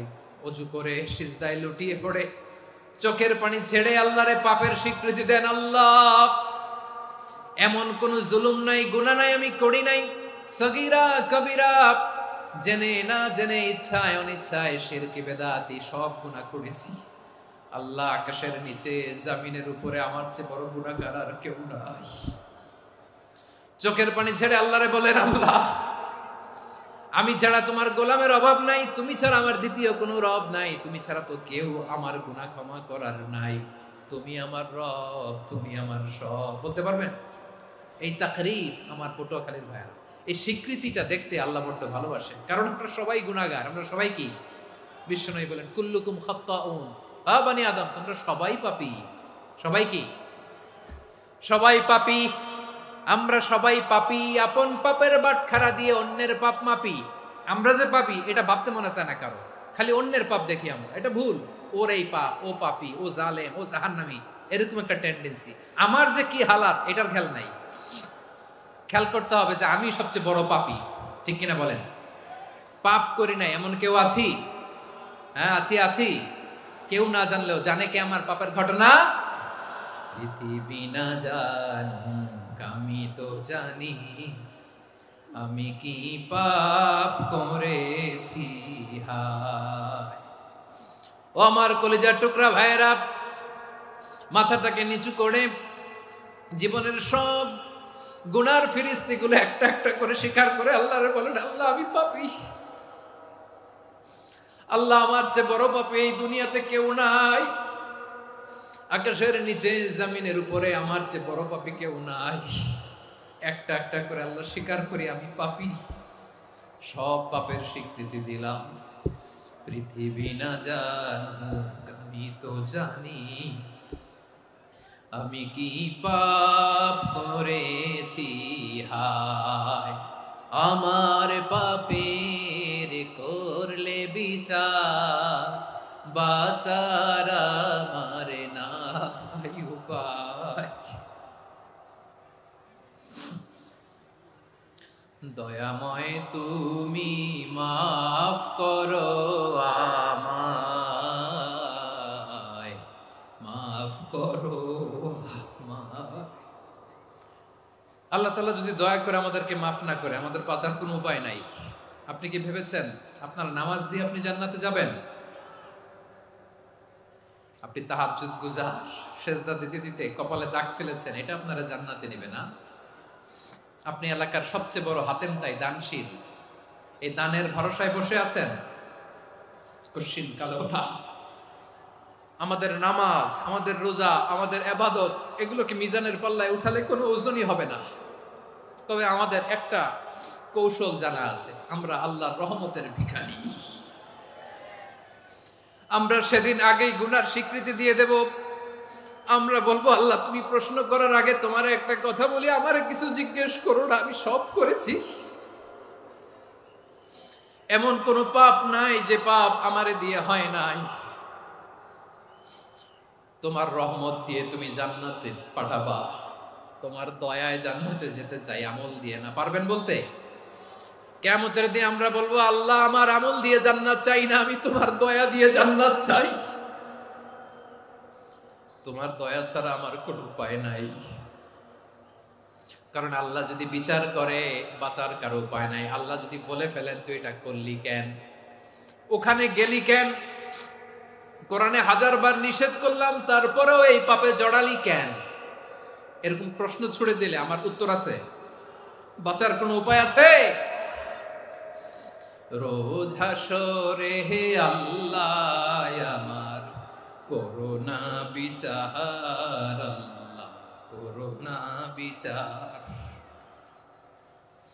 বিচার চাহি না তব দয়া চাই, এ গুনাহগার, করোনা বিচার। আপনার আমল দিয়ে জান্নাতে যাবেন? কি দিয়ে যাবেন? আল্লাহর দয়া দিয়ে। আল্লাহর রহম আর দয়া ছাড়া কেউ জান্নাতের চেহারাও দেখতে পাবে না। আমার প্রিয় ভাইরা, এই দোয়া আল্লাহর কাছে পছন্দনীয় হওয়ার কারণ তিনটা। দোয়ার প্রথম অংশে আছে তাওহীদ, আল্লাহর একত্ববাদের ঘোষণা। এই দোয়ার দ্বিতীয় অংশ আছে তাসবিহ, আল্লাহর প্রশংসা সূচক বাণী। এই দোয়ার 3 নাম্বার অংশ পাপের স্বীকৃতি।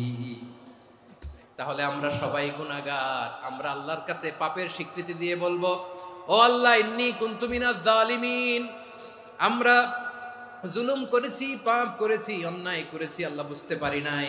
শয়তানের ওয়াসওয়াসায় পড়ে, বন্ধুর পাল্লায় পড়ে, নফসের খায়েশ মিটাতে যে আল্লাহ করে ফেলেছি। তুমি গুনাহ না মাফ না করলে আমাদের গুনাহ মাফ করার দ্বিতীয় কেউ নাই। ঠিক কিনা বলেন? এভাবে অনুতপ্ত হয়ে যদি আল্লাহর কাছে দোয়া করেন, দেয়ালে পিঠ থেকে গেছে, কোনো রাস্তা নাই বের হওয়ার, ওই মুহূর্তেও আপনাকে বিপদ থেকে উদ্ধার করবে কে?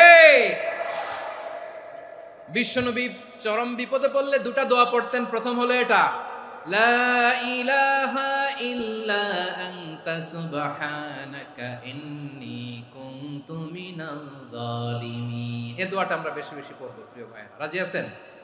সবাই আওয়াজ করে পড়ুন ইনশাআল্লাহ। আমার প্রিয় ভাইয়েরা, বিপদে পড়লে বিশ্বনবী আরো একটা দোয়া পড়তেন, লা ইলাহা ইল্লাল্লাহুল আযীমুল হালিম, লা ইলাহা ইল্লাল্লাহু রাব্বুল আরশিল আযীম, লা ইলাহা ইল্লাল্লাহু রাব্বুস সামাওয়াতি ওয়াল আরদি ওয়া রাব্বুল আরশিল কারীম। এই যে বললাম, রেকর্ড হয়ে গেছে। এখন তো আর ইনস্ট্যান্ট মুখস্থ না হলো, পরে মুখস্থ করে নেবেন। আল্লাহ ছাড়া কোনো উপাস্য নাই, তিনি সুমহান, মহা সহিষ্ণু। আল্লাহ ছাড়া কোনো উপাস্য নাই, তিনি সুমহান, আরশের অধিপতি। আল্লাহ ছাড়া কোনো উপাস্য নাই, তিনি আকাশের মালিক, জমিনের মালিক, তিনি সুবিশাল আরশের অধিপতি। সুবহানাল্লাহ পড়েন। এই দোয়াটা কেউ যদি পড়ে যদি এর ওসিলা করে দোয়া করে, তাকে বিপদ থেকে মুক্তি দেয় কে? মনে থাকবে আপনাদের? তাহলে বিপদের প্রথম ধাক্কায় কি যেন পড়তে হয়?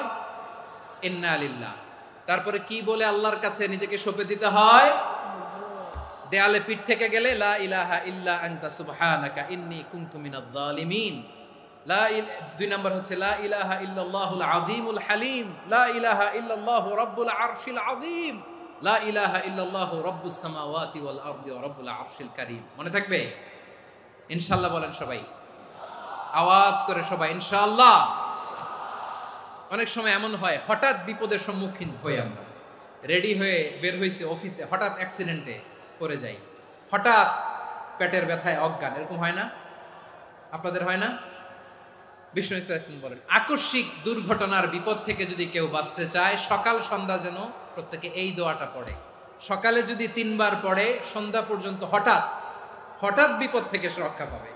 Two be protected from sudden calamity, sudden disaster, sudden calamity, হঠাৎ বিপদ, হঠাৎ ভয়ঙ্কর কোন আকস্মিক বিপদ থেকে আল্লাহ বাঁচায় দিবে। সকালে পড়লে সন্ধ্যা পর্যন্ত প্রোটেক্টেড, সন্ধ্যাবেলায় যদি 3 বার পরে সকাল পর্যন্ত প্রোটেক্টেড। সুবহানাল্লাহ পড়েন। দোয়াটা কি? দোয়াটা হচ্ছে বিসমিল্লাহিল্লাযী লা ইয়াদুররু মা ইসমিহি শাইউন ফিল আরদি ওয়ালা ফিস সামাই ওয়া হুয়াস সামিউল আলিম। ছোট না? অনেক ছোট, মুখস্থ করবেন। বিসমিল্লাহিল্লাযী লা ইয়াদুররু মা ইসমিহি শাইউন ফিল আরদি ওয়ালা ফিস সামা। ওই আল্লাহর নাম নিচ্ছি যে আল্লাহর নামের বরকতে আকাশ জমিনের কোনো কিছু কারো কোনো ক্ষতি সাধন করতে পারে না। তিনি সর্বশ্রোতা, সর্বজ্ঞ। সুবহানাল্লাহ পড়েন। পড়বেন এই দোয়াটা, বিসমিল্লাহিল্লাযী লা ইয়াদুররু মা ইসমিহি শাইউন ফিল আরদি ওয়ালা ফিস সামাই ওয়া হুয়াস সামিউল আলিম। ফজরের পরে 3 বার, মাগরিবের পরে 3 বার যদি কেউ পড়ে প্রোটেক্টেড, যে কোনো হঠাৎ বিপদ থেকে প্রোটেক্টেড। প্রোটেক্ট করেন কে? ওই আল্লাহর নাম নিচ্ছি যে আল্লাহর নামের ওসিলায় আকাশ জমিনের কোনো কিছু কোনো ক্ষতি করতে পারে না। সুবহানাল্লাহ পড়েন। আচ্ছা, এবার আমাদের জীবনে দুশ্চিন্তা আছে না নাই বলেন? Tension, hyper tension, anxiety, depression, চিন্তা টেনশন নাই এরকম কে কে আছে দেখি, হাত তোলেন। ওই যে হাত তুলছে এক আল্লাহর ওলি, ওই যে টেনশন নাই তোমার, মাশাআল্লাহ। ও না বুঝে তুলছে, জোকের চোটে, জোশের ঠেলায় ধাক্কায় তুলে ফেলছে। সবার জীবনে টেনশন আছে না নাই? এই দুশ্চিন্তা, পেরেশানি, মারাত্মক পেরেশানি থেকে মুক্তি পাওয়ার জন্য বিষ্ণু ইসলাম 2টো দোয়া পড়তেন। কয়টা? অনেকগুলো পড়তেন। স্পেশাল 2টো দোয়া আজকে আপনাদের শিখায়া যাব, শুনবেন না? কষ্ট হচ্ছে? সংক্ষিপ্ত মুনাজাত দিয়ে দেই। ওরে আল্লাহ, আমি তো 9:30 ক্রস করে ফেলছি মাসুদ ভাই, খেয়াল করে নেই। আরো কয়েক মিনিট? ঠিক আছে, ঠিক আছে। পেরেশানিতে পড়লে, টেনশনে পড়লে এই দোয়াটা, প্রিয় ভাইরা, বিষ্ণু ইসলাম যখন খুব বিপদে পড়তেন, দুশ্চিন্তা ওনাকে ঘিরে ধরতো, উনি পড়তেন ইয়া হাইয়ু ইয়া কাইয়ুম বিরহমাতিকা আস্তাগীথ, ইয়া হাইয়ু ইয়া কাইয়ুম বিরহমাতিকা আস্তাগীথ, ইয়া হাইয়ু ইয়া কাইয়ুম, হে শাশ্বত অবিনশ্বর, হে চিরঞ্জীব, বিরহমাতিকা আস্তাগীথ, তোমার রহমতের উসিলায় তোমার কাছে ফরিয়াদ করি। এটা পড়তেন। আবার আরেক বর্ণনায় এসেছে ইয়া হাইয়ু ইয়া কাইয়ুম বিরহমাতিকা আস্তাগীথ আসলিহ লি শা'নি কুল্লাহু ওয়ালা তাকিলনি ইলা নাফসি তারফাতা আইন। আসলিহ লি শা'নি কুল্লাহ, আল্লাহ আমার সবকিছু আপনি সেটেল করে দেন। আমাদের সব ঝামেলা সেটেল করে দিতে পারে কে? আমরা তো সেটেলমেন্টের জন্য এসপি সাহেবের কাছে যাই, ডিসি সাহেবের কাছে যাই, অমুক ভাইয়ের কাছে যাই, তমুক ভাইয়ের কাছে যাই। এই দোয়া পড়লে আরশের উপর থেকে আপনার ম্যাটার সেটেল করে দিবে কে? তাহলে পড়বেন ইয়া হাইয়ু, এ চিরঞ্জীব। হাইয়ু মানে চিরঞ্জীব, যিনি চিরকাল বেঁচে থাকবেন, মরবেন না। আল্লাহ মরবেন? তার কোনো লয় আছে? ক্ষয় আছে? সূরা রহমানে আল্লাহ বললেন কুল্লু মান আলাইহা ফানি ওয়া ইয়াবকা ওয়াজহু রাব্বিকা যুল জালালি ওয়াল ইকরাম ফাবিআইয়ি আলাই রাব্বিকুমা তুকাযিবান। জমিনে যা আছে সব ফান, ভ্যানিশ হয়ে যাবে, নিশ্চিহ্ন হয়ে যাবে, শেষ হয়ে যাবে, সব বিলুপ্ত হয়ে যাবে, একজন ছাড়া। জোরে বলেন তিনি কে? ইয়া হাইয়ু। আমার সাথে আওয়াজ করে পড়েন ইয়া হাইয়ু ইয়া কাইয়ুম ইয়া হাইয়ু ইয়া কাইয়ুম বিরহমাতিকা আস্তাগীথ আসলিহ লি শা'নি কুল্লা ওয়ালা তাকিলনি ইলা নাফসি তারফাতা আইন। এভাবে দোয়া করলে আপনাকে বিপদ মুক্ত করবে কে? এই দোয়াটা কেন পছন্দ আল্লাহর কাছে? কারণ এখানে আল্লাহর 2টা সুন্দর নাম আছে, গুণবাচক নাম, আল হাই, আল কাইয়ুম। এই 2টো নাম আছে এখানে। আবার এই 2টা আয়াতুল কুরসির অংশ। আয়াতুল কুরসির শুরু তো এটা আছে না নাই? হ্যাঁ, আছে না নাই? 3 নাম্বার কারণ এটা ইসমে আজম। কোন দোয়াটা ইসমে আজম? যে দোয়া ওসিলায় দোয়া করলে আল্লাহ দোয়া ফেরায় না। অনেকগুলো মত আছে, সবচেয়ে ভ্যালিড মত হচ্ছে এটা, ইয়া হাইয়ু ইয়া কাইয়ুম। এর ওসিলা দিয়ে দোয়া করলে দোয়া কবুল করে কে? 2 নম্বরে বিশ্বনবী মারাত্মক বিপদে পড়লে আরেকটা দোয়া পড়তেন, আল্লাহুম্মা ইন্নী আবদুক। আগে দোয়াটা পড়ি, শুনেন। আল্লাহুম্মা ইন্নী আবদুক ওয়া ইবনু আবদিক ওয়া ইবনু আমাতিক নাসিয়াতি বিয়াদিক মাদিন ফিয়া হুকমুক আদলুন ফিয়া কাদাউক আসআলুকা বিকুল্লি ইসমিন হুয়া লাক সাম্মাইতা বিহি নাফসাক আও আনসালতাহু ফি কিতাবিক আও আল্লামতাহু আহাদাম মিন খালকিক আও ইস্তা'সারতা বিহি ফি ইলমিল গায়বি ইনদাক আন তাজআলাল কুরআনা রাবিআ কলবি ওয়া নূরা সাদরি ওয়া জালাআ হুজনি ওয়া যাহাবা হাম্মি। সুবহানাল্লাহ পড়েন। বিষ্ণু বলতেন, আল্লাহুম্মা ইন্নী আবদুক, ও আল্লাহ আমি আপনার গোলাম, ওয়া ইবনু আবদিক, গোলামের ঘরের গোলাম, ওয়া ইবনু আমাতিক, বাদির ঘরের গোলাম। মানে আল্লাহ আমি আপনার গোলাম, আমার বাবা আব্দুল্লাহ ছিল আপনার গোলাম, আমার মা আমিনা ছিল আপনার বাদী। মানে আমরা গোলাম বংশের, সব গোলাম। নিজেরে এর চেয়ে আর ছোট করে আল্লাহর কাছে উপস্থাপন করা যায় আমার ভাইরা? কথা কি বুঝতেছেন? নিজেকে এর চাইতে ছোট, নগণ্য আর তুচ্ছ করে আল্লাহর সাথে প্রেজেন্ট করা যায়? বিশ্বনবী বললেন, ও আল্লাহ আমি আপনার গোলাম, গোলামের ঘরের গোলাম, দাসীর ঘরের গোলাম, নাসিয়াতি বিয়াদিক, আমার মাথার চুলের ছুটি আপনার হাতের মুঠোয়, আপনি ডানে টান দিলে আমি ডানে যেতে বাধ্য, আপনি বাঁয়ে টান দিলে বাঁয়ে যেতে বাধ্য। সুবহানাল্লাহ বলেন। পিছনে দু একজন ভাই দাঁড়ালেন কেন? হ্যাঁ, বসুন। জায়গা চেঞ্জ করতেছে, সেই দুপুর থেকে বসে আছে আমি জানি। মাশাআল্লাহ, কেউ দু একজন বেরিয়েছে, গ্যাপ পূরণ করতেছে। মাশাআল্লাহ পড়েন সুবহানাল্লাহ আলহামদুলিল্লাহ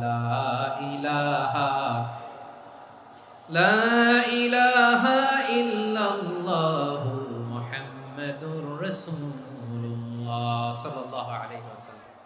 বিশ্বনবী বললেন, আল্লাহ আমার মাথার চুলের ঝুঁটি আপনার হাতের মুঠোয়। আচ্ছা, এইভাবে কাকে ধরা হয়? যে খুব ছোট, ঠিক কিনা?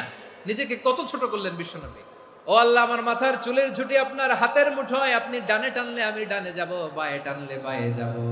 আল্লাহ আসআলুকা বিকুল্লি ইসমিন হুয়া লাক নাসিয়াতি বিয়াদিক মাদিন ফিয়া হুকমুক, আপনার নির্দেশ আমার উপর কার্যকর হবেই হবে। আদলুন ফিয়া কাদাউক, আপনার ফয়সালা, যেই ফয়সালাই আপনি আমার জন্য করেন এটাই ইনসাফ। সুবহানাল্লাহ বলেন।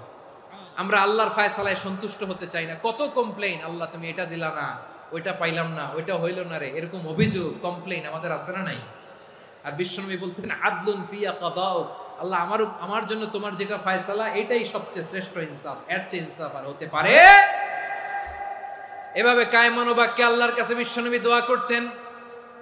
এরপরে বিশ্বনবী বললেন, আল্লাহ তোমার যত নাম আছে সব নামের ওসিলায় দোয়া করি, যে নাম তুমি আমাদেরকে জানিয়েছো, যে নাম তুমি আমাদেরকে জানাও নাই, যে নাম তুমি কোরআনে নাজিল করেছো, যে নাম নাজিল করো নাই, যে নাম শুধু নবীদেরকে জানিয়েছো। আর আল্লাহর এমন কিছু চমৎকার চমৎকার সুন্দর সুন্দর নাম আছে, এই নামগুলো রব্বুল আলামিন কাউকে জানাবে না। সুবহানাল্লাহ বলেন। আমরা তো 99 নাম জানি, 100 নাম জানি আল্লাহ, কিন্তু আল্লাহর এমনও কিছু নাম আছে যেগুলো আল্লাহ বিশ্বনবীরও জানায় নাই। এগুলো আল্লাহ ইলমুল গায়বে রেখে দিয়েছেন। দোয়ার সময় বলবেন, আল্লাহ তোমার যেই নামগুলো জানি, যেগুলো জানি না, যেগুলো কোরআনে আছে, যেগুলো নাই, যেগুলো নবীরে খাস ভাবে জানাইছো ওগুলোর উসিলায়, যেগুলো কোনোদিন জানাবাও না, তোমার ওই নামের উসিলাও তোমার কাছে চাই। আল্লাহ কোরআনকে আমার হৃদয়ের বসন্ত বানাও, আমার বক্ষের জ্যোতি বানাও, আমার চিন্তা দুশ্চিন্তা তুমি দূর করে দাও। বিশ্বনবী বললেন, এই কালিমাগুলো, এই বাক্যগুলো পড়ে যদি কেউ আল্লাহর কাছে ফরিয়াদ করে, তার হৃদয় থেকে দুশ্চিন্তা কাটিয়ে দিবে কে? পড়বেন, এই দোয়াগুলো পড়বেন। আচ্ছা, সব শেষে বলি, ঋণের বোঝায় যারা জর্জরিত, বিষ্ণু ইসলাম চমৎকার একটা দোয়া শিখিয়েছেন। আমাদের অনেকে ঋণের বোঝায় জর্জরিত, আছে না নাই? এদিকে কেউ আছেন? থাকলে হাত তোলার দরকার নেই, থাকলে এই দোয়াটা পড়বেন। এক সাহাবীর নাম আবু উমামা, নামাজের ওয়াক্ত ছাড়া উনি মসজিদে যেয়ে বসে আছে। বিশ্বনবী বললেন, কিরে আবু উমামা, নামাজের তো ওয়াক্ত হয় নাই, মসজিদে কি?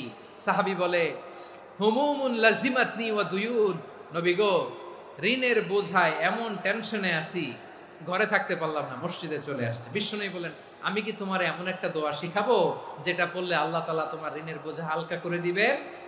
আবু উমামা বললেন, ইয়া রাসূলুল্লাহ, অবশ্যই শিখাবেন। বিশ্বনবী বললেন, তাহলে তুমি পড়বা, আল্লাহুম্মা ইন্নী আউযু বিকা মিনাল হাম্মি ওয়াল হাযান ওয়া আউযু বিকা মিনাল জুবনি ওয়াল বুখল ওয়া আউযু বিকা মিন গালাবাতিদ দাইনি ওয়া কাহরির রিজাল। ও আল্লাহ, তোমার কাছ থেকে দুশ্চিন্তা থেকে পানা চাই, কৃপণতা, ভীরুতা, অলসতা, কার্পণ্যতা, এই সব কিছু থেকে, মানুষের কঠোরতা, আমার উপর মানুষের আধিপত্য এবং ঋণের বোঝা থেকে পানা চাই। এই দোয়াটা যখন বিশ্বনবী শিখাই দিলেন, আবু মামা বারবার এই দোয়া পড়ে, আল্লাহুম্মা ইন্নী আউযু বিকা মিনাল হাম্মি ওয়াল হাযান ওয়া আউযু বিকা মিনাল আজজি ওয়াল কাসাল ওয়া আউযু বিকা মিনাল জুবনি ওয়াল বুখল ওয়া আউযু বিকা মিন গালাবাতিদ দাইনি ওয়া কাহরির রিজাল। আবু মামা বলে এই দোয়া আমি পড়তে লাগলাম। কিছুদিন পরে দেখা গেল বিশ্বনবীর শেখানো এই দোয়ার বদৌলতে আল্লাহ তাআলা আমার সব ঋণ পরিশোধের ব্যবস্থা করে দিয়েছেন। পড়বেন। আমার প্রিয় পটুয়াখালীর ভাইরা, বিশ্বনবীর জামাতা সাইয়্যিদিনা আলী রাদিয়াল্লাহু তাআলা আনহুর কাছে এক লোক এসে বলে, হে আলী, ঋণের বোঝায় আমি জর্জরিত, আমার কিছু অর্থ দিয়ে সাহায্য করো। সাইয়্যিদিনা আলী রাদিয়াল্লাহু তাআলা আনহু বললেন, আমি কি তোমারে এমন একটা দোয়া শিখাবো যেটা বিশ্বনবী আমাদের শিখিয়েছেন? এই দোয়া যদি তুমি পড়ো, লাউ কানা আলাইকা মিসলু জাবালিন কাবীরিন দাইনান আদাল্লাহু আনকা, পাহাড় পরিমাণে যদি ঋণের বোঝা হয়, আল্লাহ এটা পরিশোধের ব্যবস্থা করে দিবেন। ছোট্ট একটা দোয়া বিশ্বনবী শিখালেন, বললেন তুমি পড়বা, আল্লাহুম্মা কফিনি বিহালালিকা আন হারামিকা ওয়া আগনিনি বিফাদলিকা আম্মান সিওয়াক। মুখস্থ আছে? হ্যাঁ আছে। আল্লাহুম্মা কফিনি বিহালালিকা আন হারামিক, আল্লাহ তোমার হালাল দিয়ে আমাকে পরিতুষ্ট করো, হারাম থেকে বাঁচিয়ে রাখো, আর তোমার অনুগ্রহে মানুষের মুখাপেক্ষী যেন আমি না হই, আমি যেন সবসময় তোমার মুখাপেক্ষী হয়, ওই তৌফিক দিও। সুবহানাল্লাহ পড়েন। এই দোয়া বেশি বেশি পড়লে ঋণের বোঝা হালকা করে দিবে কে? তাহলে প্রিয় ভাইয়েরা, বিপদে পড়লেই প্রথমে কি পড়বেন? পটুয়াখালী ভুইলা গেছে। বিপদে পড়লেই প্রথমে ইন্না লিল্লাহ কি বলে নিজেকে আল্লাহর কাছে সঁপে দিতে হয়? হাসবুনাল্লাহ। চরম বিপদে দেয়ালে পিঠ থেকে গেছে, তখন লা ইলাহা ইল্লা আনতা সুবহানাকা ইন্নী কুনতু মিনাজ জালিমিন। এরপরে লা ইলাহা ইল্লাল্লাহুল আযীমুল হালিম, এই দোয়া। আকস্মিক বিপদ, হঠাৎ যেন কোনো বিপদ আমাকে পেয়ে না বসে, এটার জন্য বিসমিল্লাহিল্লাযী লা ইয়াদুররু মা ইসমিহি শাইউন ফিল আরদি ওয়ালা ফিস সামাই ওয়া হুয়াস সামিউল আলিম। সকালে 3 বার, রাতে 3 বার। আর মারাত্মক tension, hyper tension, anxiety, depression থেকে বাঁচার জন্য 2 দোয়া, ইয়া হাইয়্যু ইয়া কাইয়্যুম, ইয়া হাইয়্যু ইয়া কাইয়্যুম, মনে থাকবে? আর আল্লাহুম্মা ইন্নী আবদুক, এই দোয়া। ঋণ থেকে বাঁচার জন্য 2 দোয়া, আল্লাহুম্মা ইন্নী আউযু বিকা মিনাল হাম্মি ওয়াল হাযান, এটা। আর আল্লাহুম্মা কফিনি বিহালালিকা আন হারামিকা ওয়া আগনিনি বিফাদলিকা আম্মান সিওয়াক। আর সব সময় পড়ার জন্য একটা আমল দিয়ে যাই, উঠতে বসতে, অফিসে যাচ্ছেন, অফিস থেকে ফিরতেছেন, বসে আছেন, শুয়ে আছেন, ছোট্ট এক শব্দে আমরা যেন বেশি বেশি পড়ি আস্তাগফিরুল্লাহ। আওয়াজ করে আমার সাথে পড়ুন, আস্তাগফিরুল্লাহ। আবার পড়ুন, আস্তাগফিরুল্লাহ। আল্লাহ রাসূল সাল্লাল্লাহু আলাইহি ওয়াসাল্লাম বলেন, মান লাজিমাল ইস্তিগফার, যে সব সময় এরকম ইস্তিগফারের সাথে লেগে থাকে, জাআলাল্লাহু লাহু মিন কুল্লি যিকিন মাখরাজা, আল্লাহ তাআলা তাকে কোনো বিপদে আটকান না, সে জীবনে আটকাবে না, যে কোনো বিপদে আল্লাহ তার রাস্তা বের করে দিবেন। Way out, you will get a way out and solution. সুবহানাল্লাহ। ওয়া মিন কুল্লি হাম্মিন ফারাজা, দুশ্চিন্তা মুক্ত হবে। ওয়ায়ারযুকহু মিন হাইসু লা ইয়াহতাসিব, এমন জায়গা থেকে আল্লাহ রিজিকের বন্দোবস্ত করবে যেটা সে কল্পনাও করে নাই। আওয়াজ করে পড়েন সুবহানাল্লাহ। তাহলে মনে থাকবে আস্তাগফিরুল্লাহর কথা। সব শেষ কথা বলবো, সব শেষ। আমার প্রিয় ভাইয়েরা, এটা গেল নিজের বিপদ। কিসের বিপদ? নিজে যদি বিপদে পড়েন। অন্যের বিপদ যদি দেখেন, এটার জন্য একটা দোয়া আছে। অনেক সময় আমরা দেখি হাসপাতালে ক্যান্সারের 3rd স্টেজে চলে গেছে, লোকটা হ্যাংলা হয়ে, চিকন হয়ে, হায়রে কি কষ্ট পায়, দেখি না? বিশ্বনবী বলে, একটা দোয়া যদি কেউ অন্যের কোনো বিপদ দেখে পড়ে, ওই বিপদ তার জীবনে কখনো আসবে না। শুনবেন? শোনার আগ্রহ আছে? অনেক সময় হয় যে আমরা মহাসড়ক দিয়ে যখন চড়ি, দুর্ঘটনায়, আইরে আল্লাহ, দুর্ঘটনায় মানুষের মাথা একদিকে, দেহ আরেকদিকে, ব্লিডিং, এরকম হয় না? আল্লাহ তুমি হেফাজত করো। বিশ্বনবী বলেন, এই দুর্ঘটনা দেখে কেউ যদি এই দোয়াটা পড়ে, তার জীবনে সে কোনোদিন এরকম অ্যাক্সিডেন্টের সম্মুখীন হবে না। শুনবেন?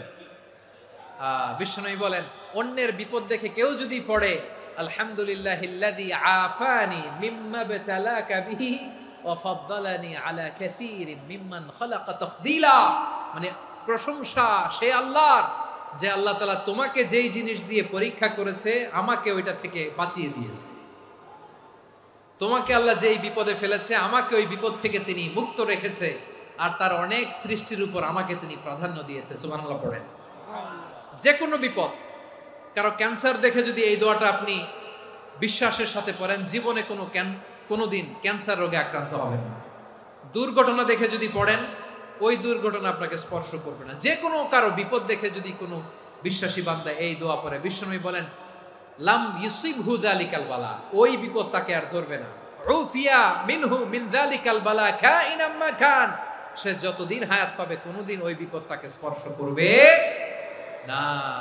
এই দোয়াটা পড়তে রাজি আছেন আমার প্রিয় ভাইরা? তাহলে পুরো আলোচনার সেন্ট্রাল থিম হচ্ছে আমাদের জীবনে বিপদ আসবে, কষ্ট আসবে, দুঃখ আসবে, কিন্তু বিপদে আপদে আমরা হাল ছেড়ে দিব না, হতাশ হব না।